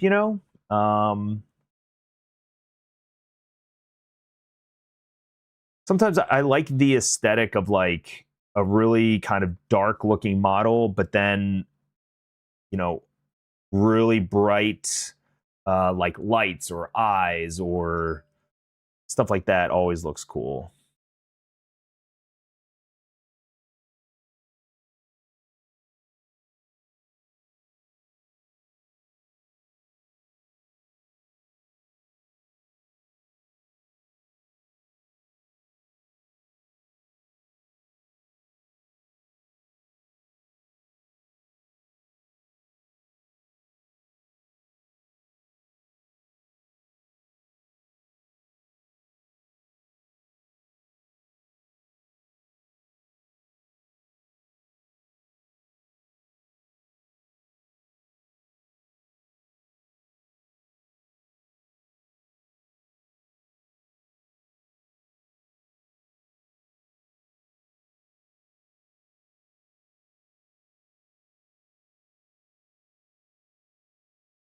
But back to the leadership thing, something I've been thinking about. I don't think leaders are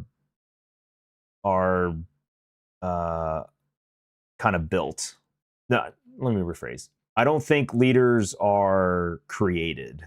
I think you're born with the natural kind of charisma, curiosity, like a whole, a bunch of certain, extroverted traits. And then you either join organizations that, accentuate those traits and then put you in positions to test and figure it out, right? And that could be as early as you're a kid in sports. It could be you're the leader of a project like in academia, and then like in the work setting, certainly the military. But like the caveat is what happened. Not everyone is born to do that, and what I think is a lot of these companies, books, organizations that talk about leadership specifically, it's really only catered to, I would say, the person that is naturally born a certain way, who has certain traits, right? And I definitely believe this, from seeing my kids, right? When they're like, 1-2 years old, you're starting to see like these personality traits come out. Are they extroverted? Are they introverted? Right.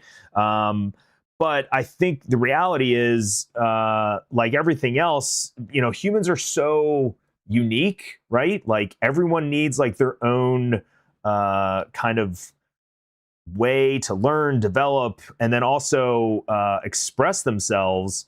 And I think leadership absolutely is an expression of who you are, right? Now, if you don't have these natural kind of like charismatic, traits and stuff like that, it doesn't mean you can't be a good leader. I think you just have to learn different ways of, like I was saying before, maximizing positive output of the people below you.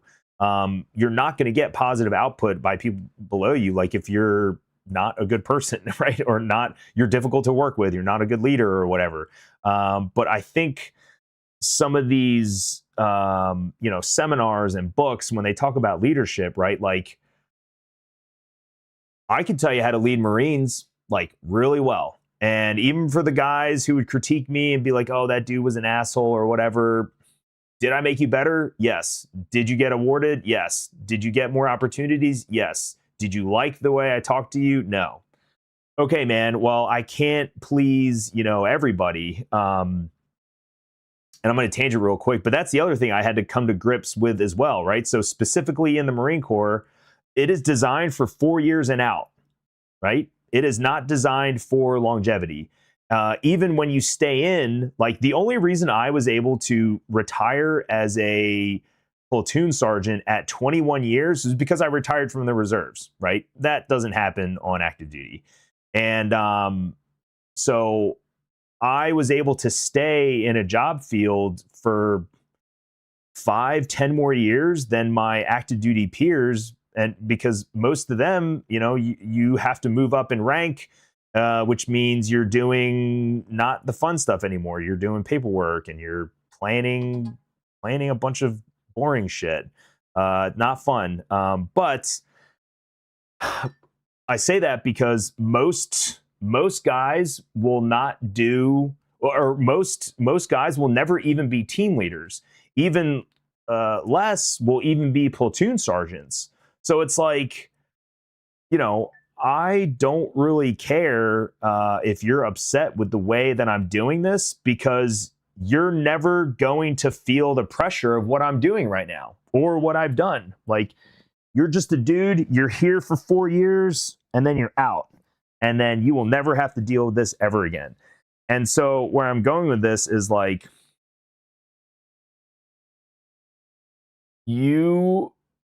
these organizations, like, you're not really promoted based off of like your leadership skills.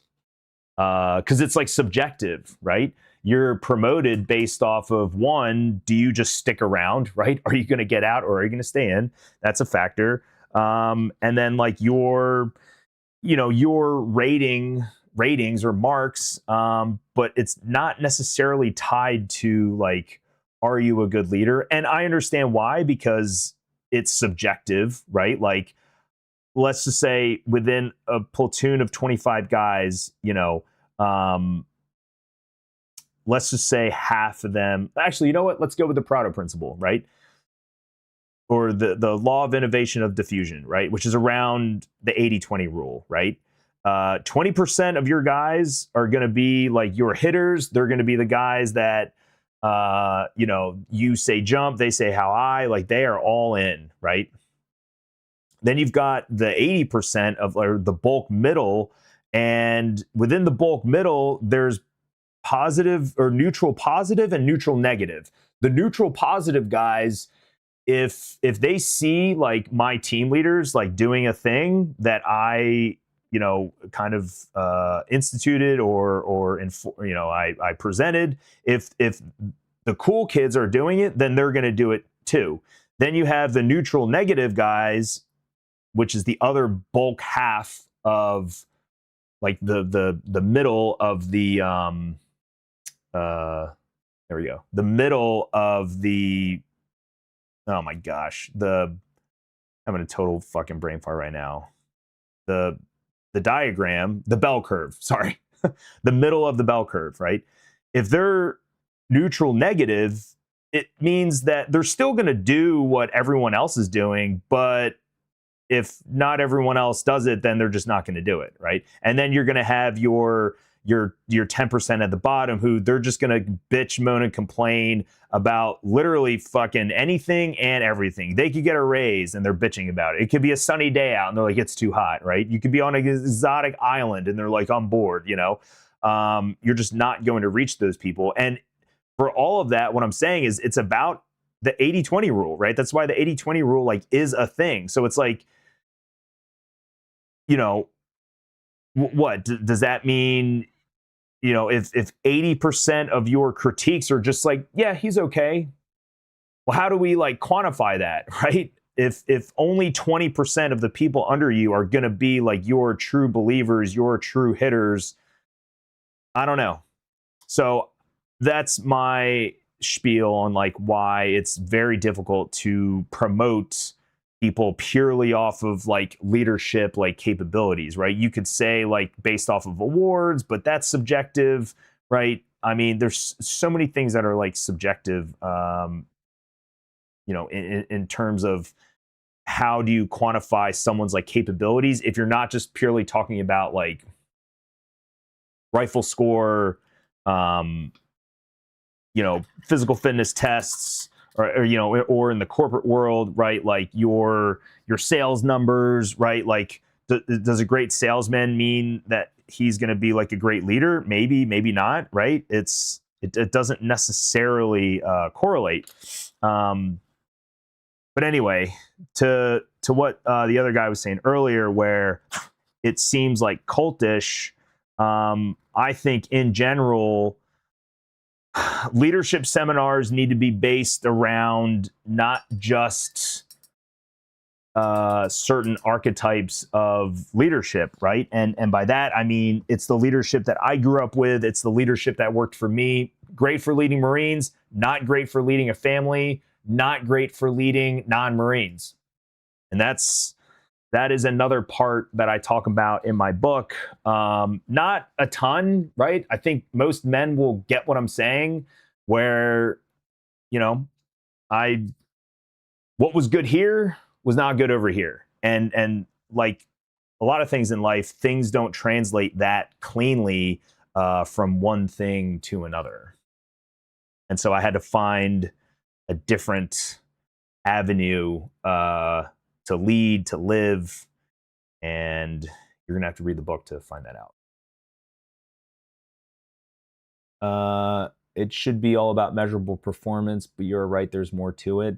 Well, yeah, man, because I mean, I've met plenty of guys who are on paper, they're incredible, but then like as a person, you're like, dude, that guy's a piece of shit. Like, I'm not working with that guy.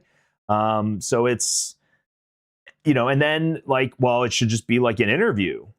And it's like, okay, well, do we have the time, energy, resources to interview, you know, how big's the organization? Like, as silly as this sounds, I actually think the way that the Marine Corps did it was probably one of the better ways that I've seen between, you know, corporate world, the law enforcement world, even the Army, you know, and some of the other branches. It's like I think it's impossible to have a good recipe for you know, retaining and promoting like the best people for the organization, unless it's an organization of like less than 1,000. But then it's like, well, how much work can you actually accomplish, right? So there's just so many layers to it. I think a thing that is important to learn over the years, especially like as a man, is like, what is good enough? I think learning what good enough is fucking huge. There was a lot of times in my life where I focused on perfection versus like what is good enough. And I'm grateful that I spent all that time doing that, or you could say wasted all my time doing that. You know, I wouldn't have learned through experience that lesson of, well, what is good enough for, you know, whatever. And then learning that and then applying that to, you know, different parts of my life, you know, to include even painting, right? Like some people are like, I cannot play without fully table, you know, parade ready models. And I'm like, yeah, that sounds great, dude. We have like 3 tournaments coming up and I'm not taking the same list. So that's just not feasible for me. So I had to learn like, hey, what is my minimum standard that I want, you know, and I stick to that.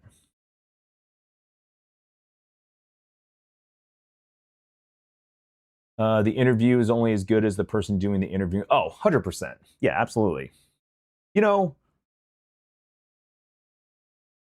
there was a guy, I was on the panel, the interviewer. I need some more seltzer and I'm going to clean my water. But I was the interviewer on this panel. And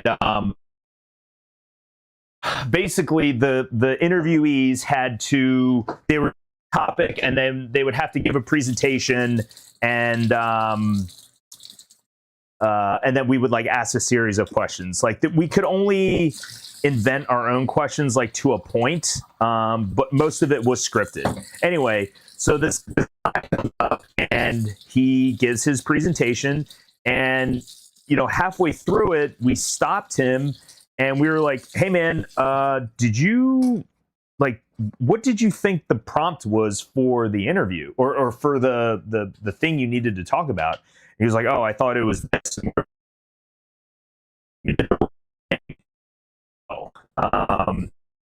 Awkward, and we're just sitting there, and I muted, like it was really awkward. No one's saying anything, so I muted the call. I was like, "Hey, give us a second," and I mute it, and I'm with the other guys around me, and I'm like, "Hey, why don't we just?" I was like, "Well, what do you want to do?" And they're like, "Well, he didn't do the assignment. Like, we should just fucking fail him." And I was like, "Well, I mean," I was like, "I can understand that he messed it up." I was like, "But it wasn't bad." I was like, "Why don't we just give him the doubt? We'll go to lunch. It gives him like an hour. We'll just give him an hour and a half. Hey, go fix your shit, and then come back. We'll just pretend like this didn't happen. We'll just do it again." The guy was like, "Okay, cool. Yeah, that sounds good."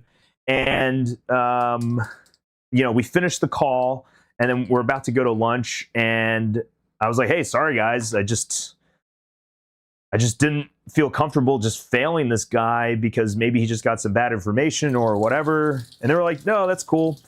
So we go to lunch, we come back, he gets back on the telecon, and he gives his presentation, and it was fucking terrible.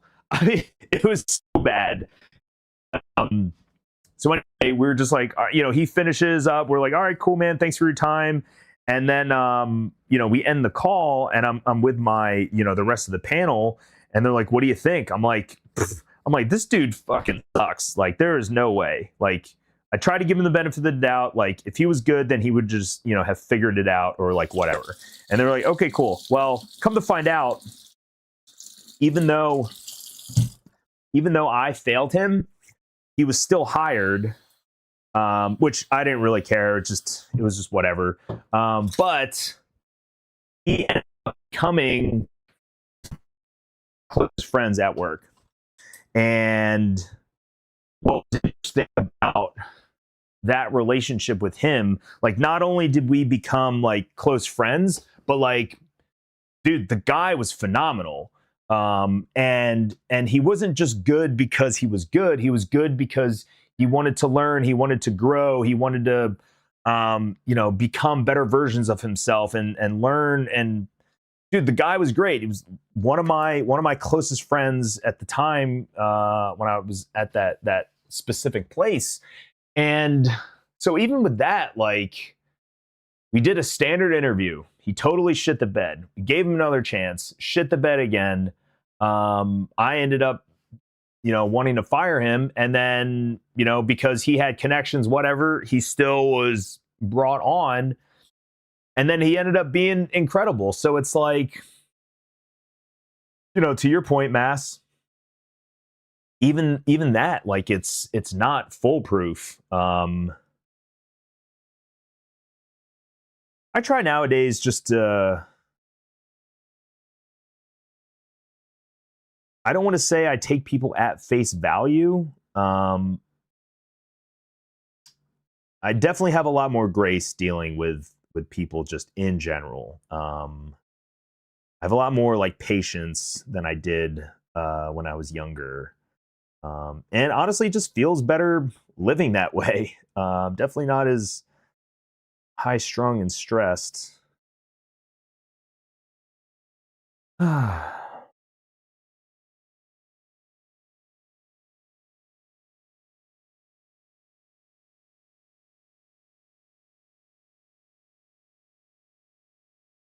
All right, we are finishing up basing on this guy. I think, what time is it? 4? I think I definitely want to get my blues on. Shit. Yeah, so I think I'm going to go as long as it takes to finish out the blues.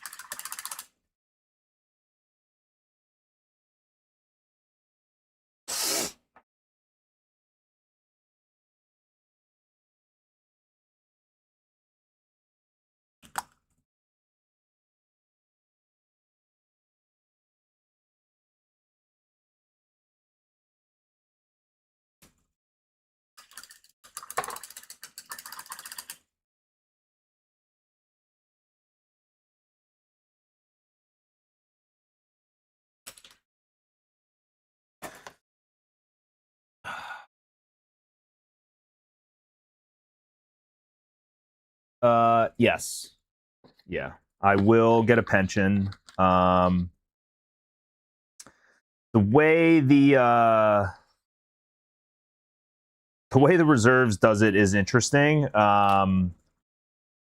So I will get my pension at 57. Typically it's 60, but for every year you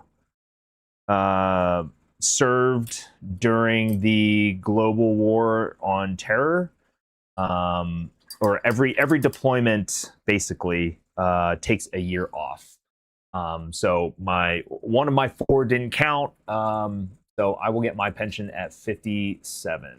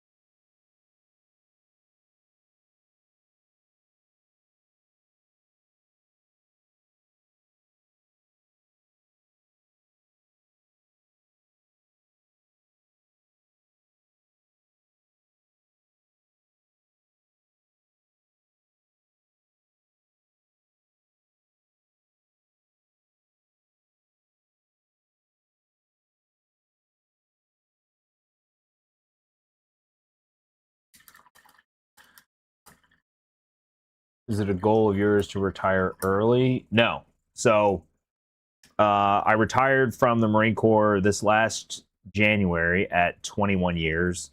I'm 41, so I won't draw that pension until 57. But I've also been with another organization for 16 years. So I will retire from that in 2034. So those are kind of my big time years is 2034. That's also when I'm done paying child support and alimony. So 2034, and then 57, and then 62. That's when I think Social Security kicks in. Yeah, so those are my big kind of retirement timelines for me. So I'm kind of stuck in the grind until 2034. And then, yeah, I would like just to do fucking dirtbag shit full time after that.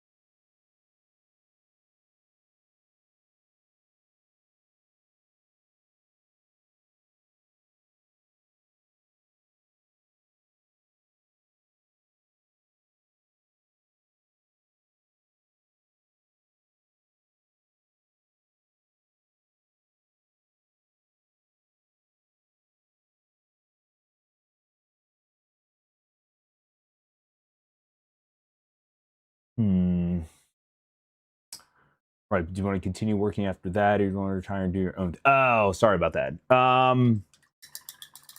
Oh, I'll be doing my own thing. That's kind of what the.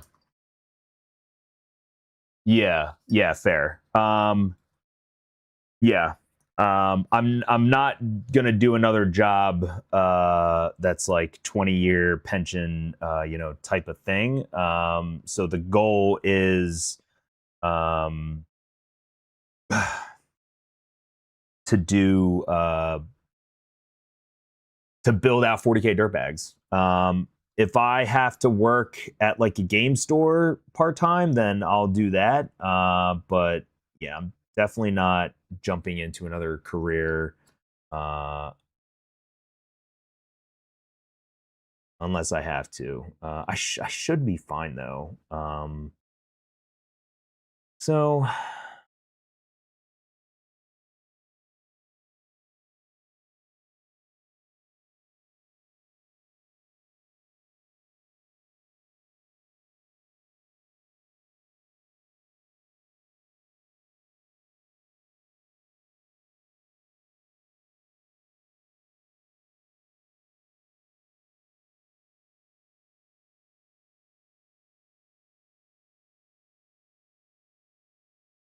what's up, Treblinka?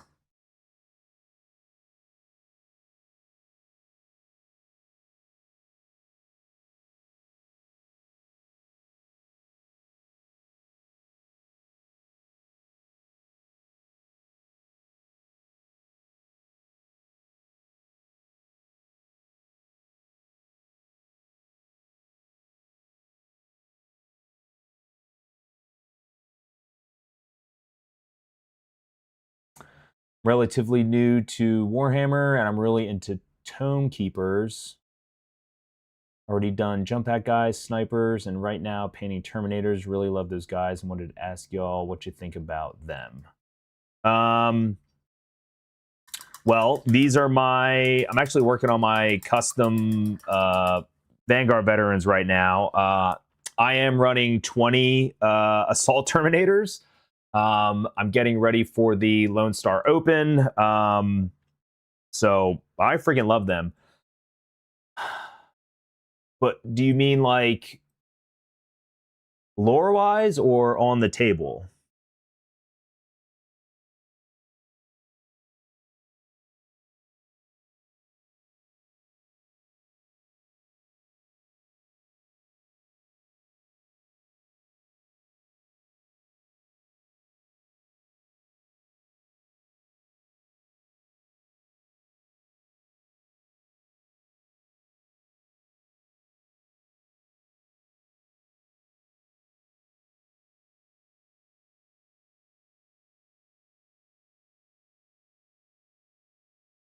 Lore-wise. I don't know. Let's look them up. Where are we going right here?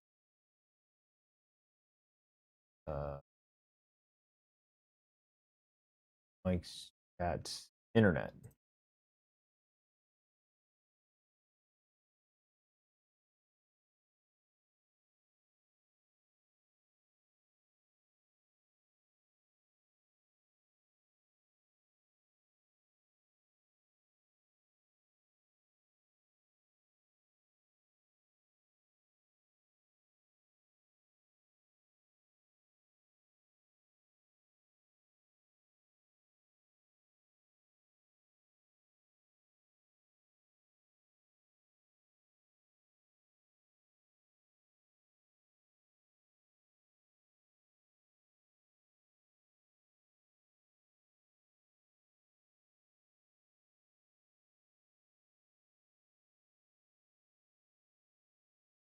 Ultramarine successor.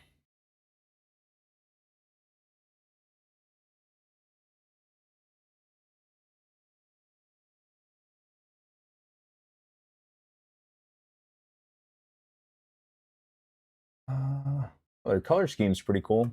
Although white is really annoying to paint.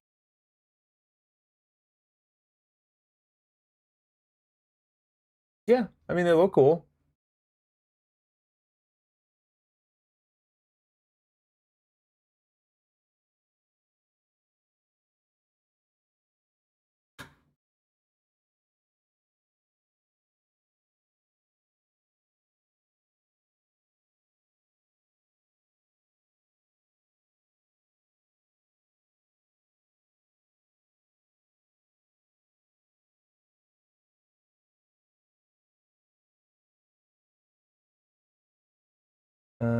Any recommendations?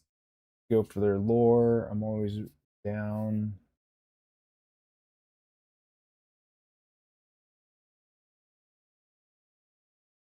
Also, a question about teleporting thing for Terminators. How does it work? Why do you need a thing for that?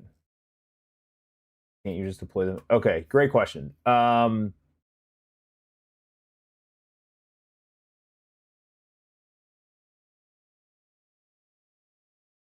So you're talking about the teleport Homer. Let's here. I can. This is easier if I just show you right here.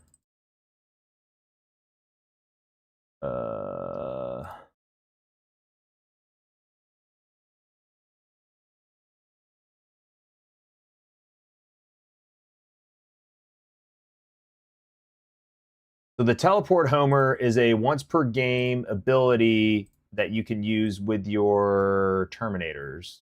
All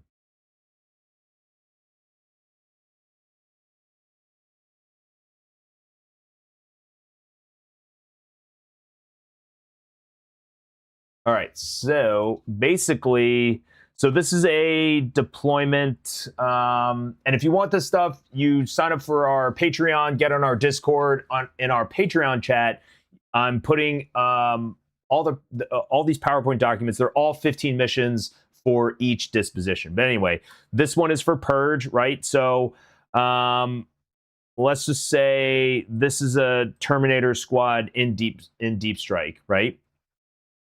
I may want to deploy a Homer like right here. This would be a good spot. So during your deployment phase, that's when you'll deploy the Homer. And then once per game, this Terminator squad can deep strike or rapid ingress for free, which rapid ingress is powerful because it's at the end of your opponent's movement phase. So you can put them in a spot where, let's just say they don't have any guns pointed there. And then in your turn, they're already on the board, so you can get your movement phase to get up and attack. So for example, my list right now, my Terminators have movement 7, advance, and charge. So let's just say I put a teleport Homer right here, and my intent is to attack this my opponent's natural, the next turn. So at the end of his movement phase, if he has no units that are within 3, no. he needs to have nobody within 5 inches of this, because if it's 8 inches, then then I don't get to use the ability, because I need the unit to be within 3 inches, not wholly within 3 inches of the teleport homer, and then I can do the rapid ingress for free, right? And then next turn, I advance and charge, moving 7. So let's just say, I don't know, 10 inches. Boom, I'm right here before the advance and charge, and now I get to charge and deal with this. This token now goes away. So that's how you use the homer. There are other times where, like, I might put the homer maybe more like here, right? And what that allows me to do is I can either be within 3 inches. Hold on, I don't like this. Probably like that. So it could be right here, 3 inches, and I'm behind this thing if I wanted to move up and attack this way, or I could come down here 3 inches from the homer, advance or move, advance, charge, and then go there. So where you deploy your homer 100% has to do with, like, what is your game plan for those terminators, right? A lot of missions or a lot of dispositions want you holding your opponent's home at the end. So, like, I don't know, Terminator Brick might be the unit that you decide to send in to do that. Maybe you put this homer like right here and you wait, you know, mid game. These guys teleport in right here. Boom, I move up, you know, here, charge something, consolidate. Now I'm up on there. But and then it goes away. But it just lets you have a rapid ingress for free once per game. That is how you use teleport homers.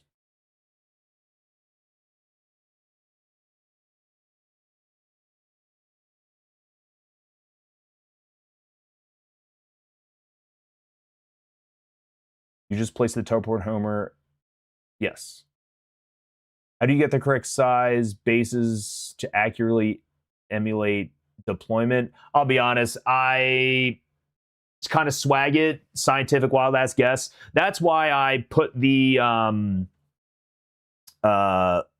screenshots from the app that give you the, you know, the dimensions in inches, and I'll just, it'll be roughly that. But again, I'm not going to deploy something that's, you know, on PowerPoint that's just wildly not possible on the table, if that makes sense. So it's kind of like a rough guesstimate, but like a accurate guesstimate.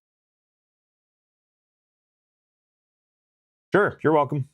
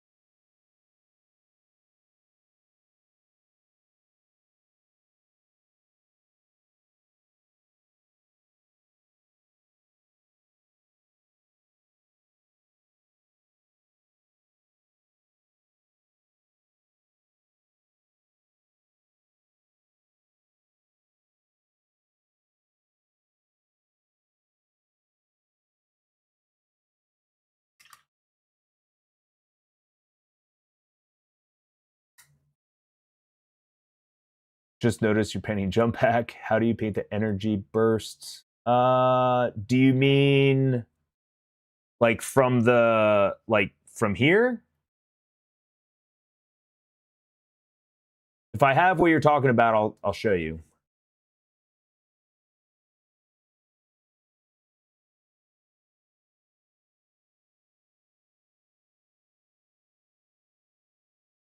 Yeah, I'm actually painting my custom Vanguard veteran squad.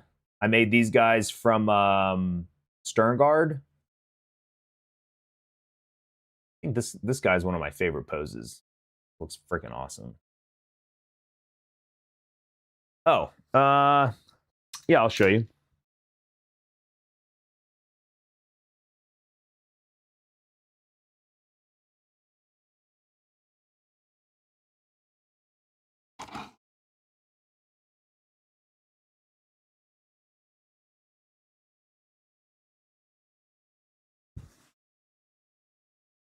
this is the fastest way, in my opinion. Let me zoom in for you.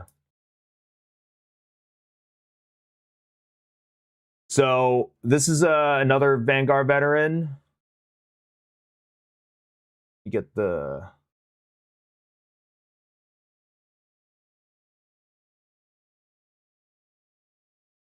Yeah, so what you do is...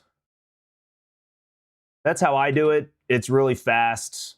I actually made a whole video on this, but what you do is you thin down white. It's actually how I do all my plasma. Let me show you my Terminators.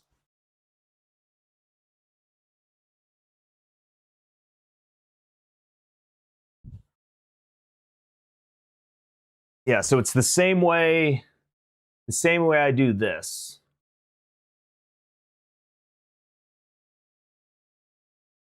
And so all you do is, to get this effect, is I use this white, and I'll thin that down with a medium thinner.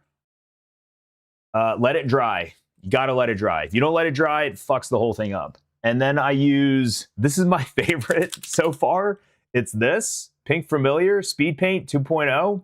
You just put that in there, let that dry, and then just do some white highlights on, you know, I just think I just did like 1, 2, 3, 4, 5, just like little white, and then maybe like a little dot of white in there. And then for like this, I'll just like hold the brush sideways, and you kind of just get like a real light white highlight in the center to give it that like kind of glow effect on the grill. So I did a whole video about that. You can find that in the hobby section on our channel.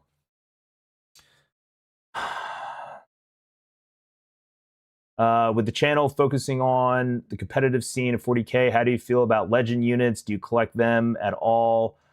Are they any you field in games? So this is only my 5th year in 40K, and so this is my 2nd edition change. Honestly, like, I think what you do with legend units is you just proxy them for other things. For an example, like decimators are some of the sickest fucking units in Chaos Space Marines, and they were hard to find, they were expensive, but they carried me through 9th edition in 40K. So like there was no fucking way I'm selling these guys. They're actually on my bookshelf right now. But you could use them as proxied Hellbrutes. I've seen them as proxied, proxied Hellbrutes. And I would just talk to your, you know, whatever local TO and submit like, hey, I'm using this for a proxy. But there's also like a bunch of units that I'm starting to see, like they go into Legends and then they come back. Like, look at the fucking Speeder, man. The Speeder went to Legends, now it's back. And, you know, earlier in the show, I was talking about contemplating, do I spend $170 to buy this new fucking starter set just so I could get another Speeder? And I decided to save my money.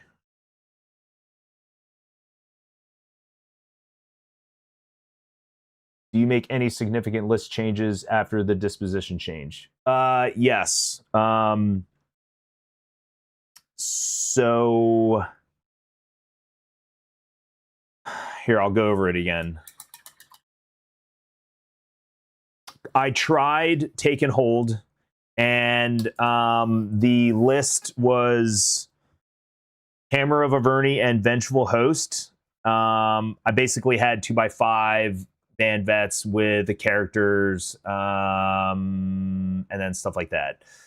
But what I ended up deciding for Purge is, so 10-man Terminator brick with the Ancient and Canic Var. So I bring a bodyguard back. Then a jump captain with 5 Vanguard veterans. Another library, so librarian and Terminator armor with a +2 movement, advance and charge, with another 10 Terminators. Then double Incurser, infiltrators, land speeder, scout, and then double Vindicator. And that's what I'm going with. I think for Purge, I've got advance and charge. I've got a rapid ingress threat. I can pull Terminators off the board. I can sticky objectives. It's just a little bit easier of a game plan for me to run, just because I haven't had a ton of time to play and practice and do all that stuff. So that's why I ultimately just said, fuck it, I'll just go Purge for Lone Star and just have a good time, man. It's my favorite grand tournament. I'm just really excited to get out there, see the guys. I think there's like 9 or 10 Dirtbags going this year, so we're definitely expanding. So it's gonna be awesome.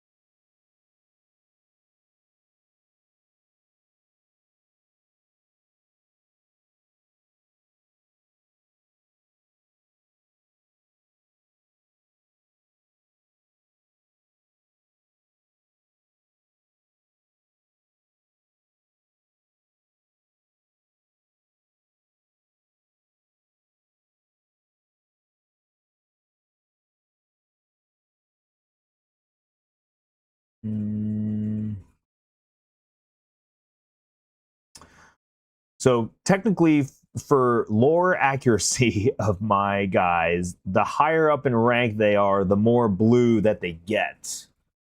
So I'm trying to decide right now, do I feel like painting his chest blue? I am not sure yet. Because this will all be gold. Yeah, I think I'll leave it there. Should I paint some of this blue?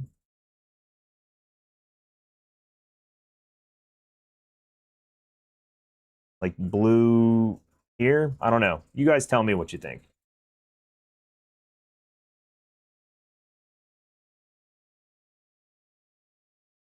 Do you collect any Xenos? I mean, I have demons. Derek was actually saying the other day I should probably get a Xenos faction. I've had my eye on Drakari for a while. So maybe after I finish my Space Marines extravaganza, I'll go over to Drakari.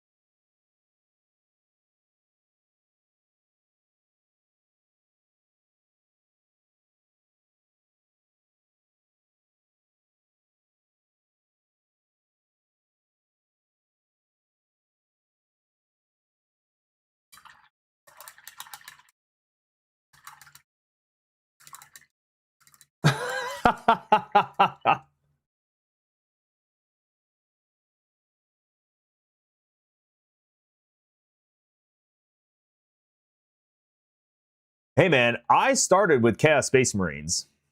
Abaddon is my boy. So technically, I am playing outside of my norm, lore-wise.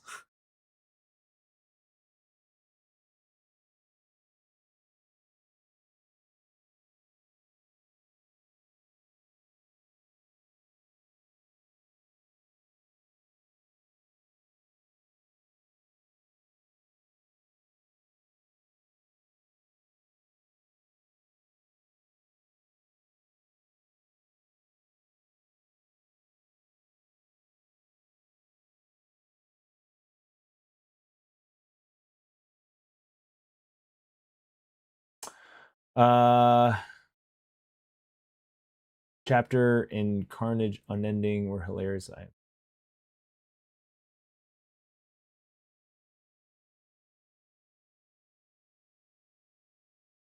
Is Carnage Unending? Is that the book?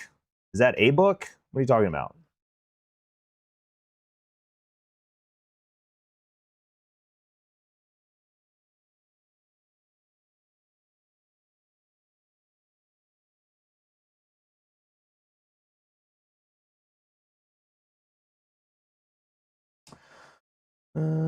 You know what? I think I am gonna do their.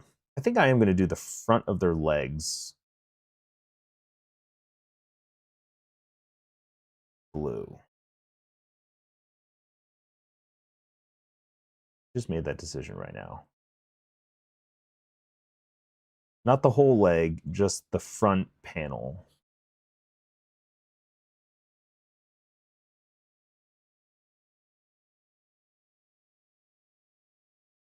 They're veterans. They can do whatever they want.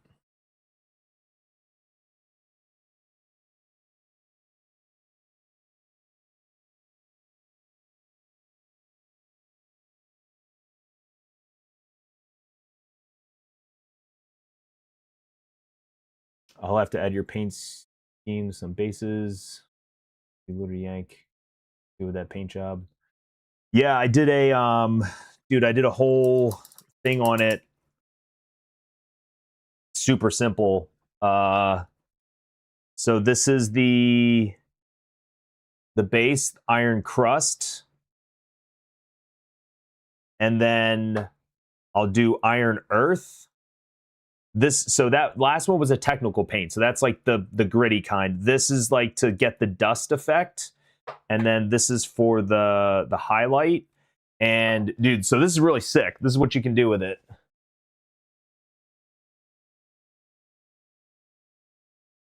So like you can do that.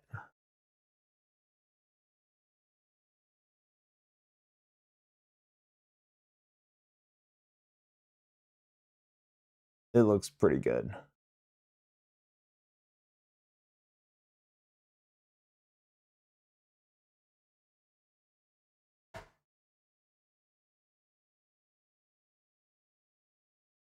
Did you know about 40k before your son got into it? I saw your short talking about him. So I was familiar with it. I played Dawn of War on PC when that came out. But I wasn't into the tabletop at all.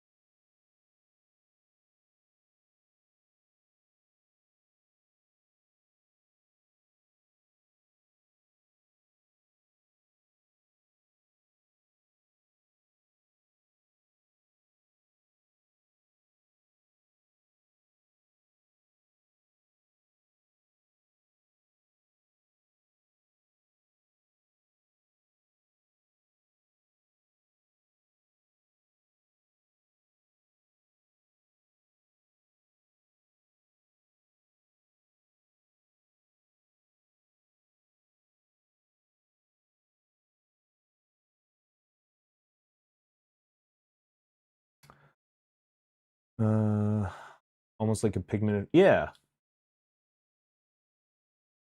A collection of. Oh, yeah. It's the book, the new book based on around the Armageddon storyline. I'll have to check that out. But I'm like so backlogged in books right now. I actually don't like 40k lore nearly as much as Horus Heresy stuff. I mean the Black Legion books are probably my favorite. Like I read the who's that one chapter that came out in White Dwarf? They made a book about him.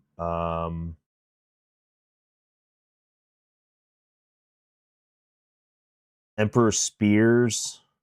That was pretty good.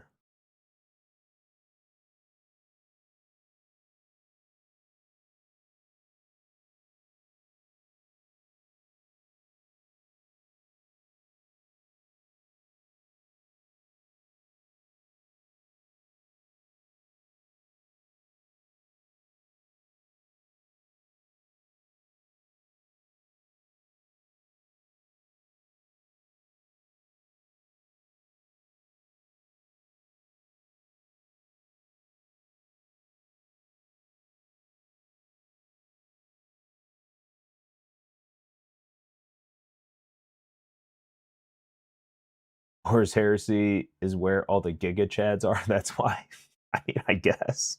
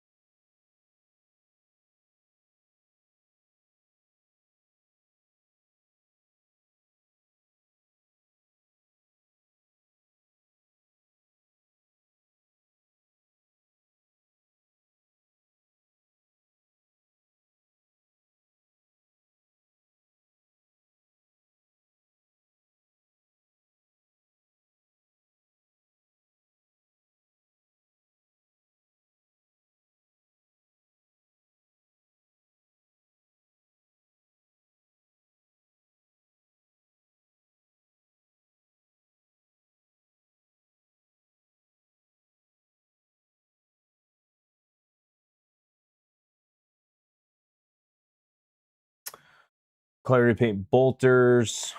Red. I generally kept the color scheme to the Iron Ravens lore accurate.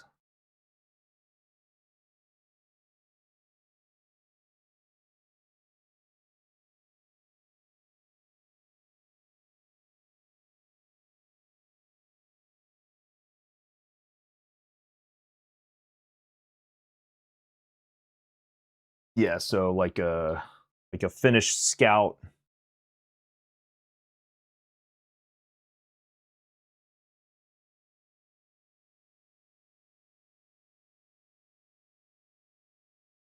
Here's my combi lieutenant.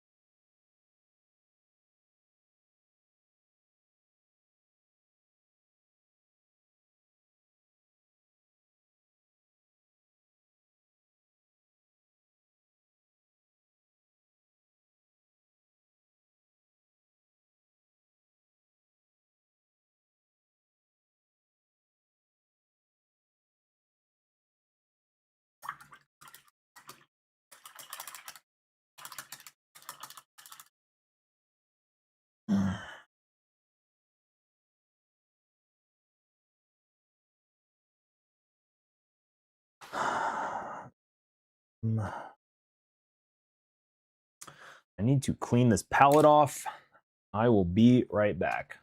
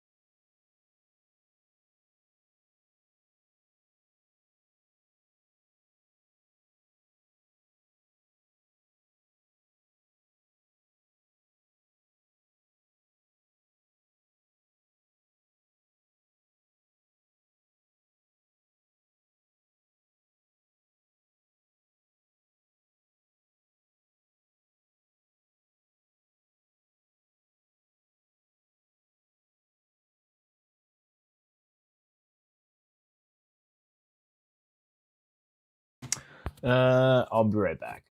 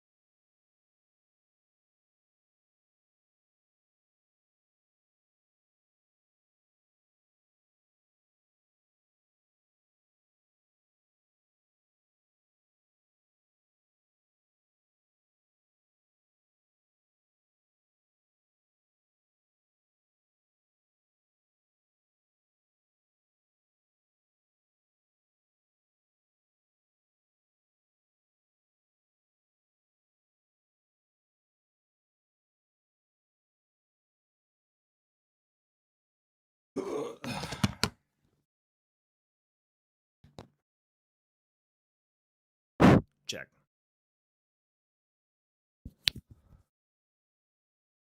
All right.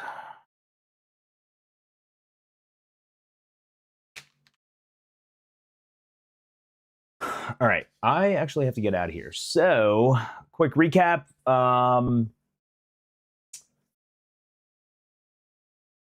Wild kind of couple days. And again, when you're heavy into the competitive scene, like stuff like this will happen all the time. You get a Dataslate update and you have a GT next week, right? So Thursday morning, we get the Dataslate update, disposition changes, points changes, stuff like that. Luckily, we did have the mission pack, which was nice. So I appreciate George from Frontline Gaming getting that out. So we know that's mission or layouts A, day 1, layouts B, day 2. And I'm going to stick with Hammer of Averni playing Purge. Derek's still trying to figure it out. But yeah, so we get it Thursday. We list lock Monday. So not a lot of time to test and figure it out. So with all of that, we're in the hobby grind phase and then also like our mission planning phase. So hit us up on Patreon and find us on our Discord for the mission pack, or not the mission packs, but the disposition pack, where I'm going to be posting a PowerPoint that has all 15 missions on it. I think PowerPoint's just easier to work with and do like rough turn 1 and deployment planning versus TTS. So hit us up there. And with that,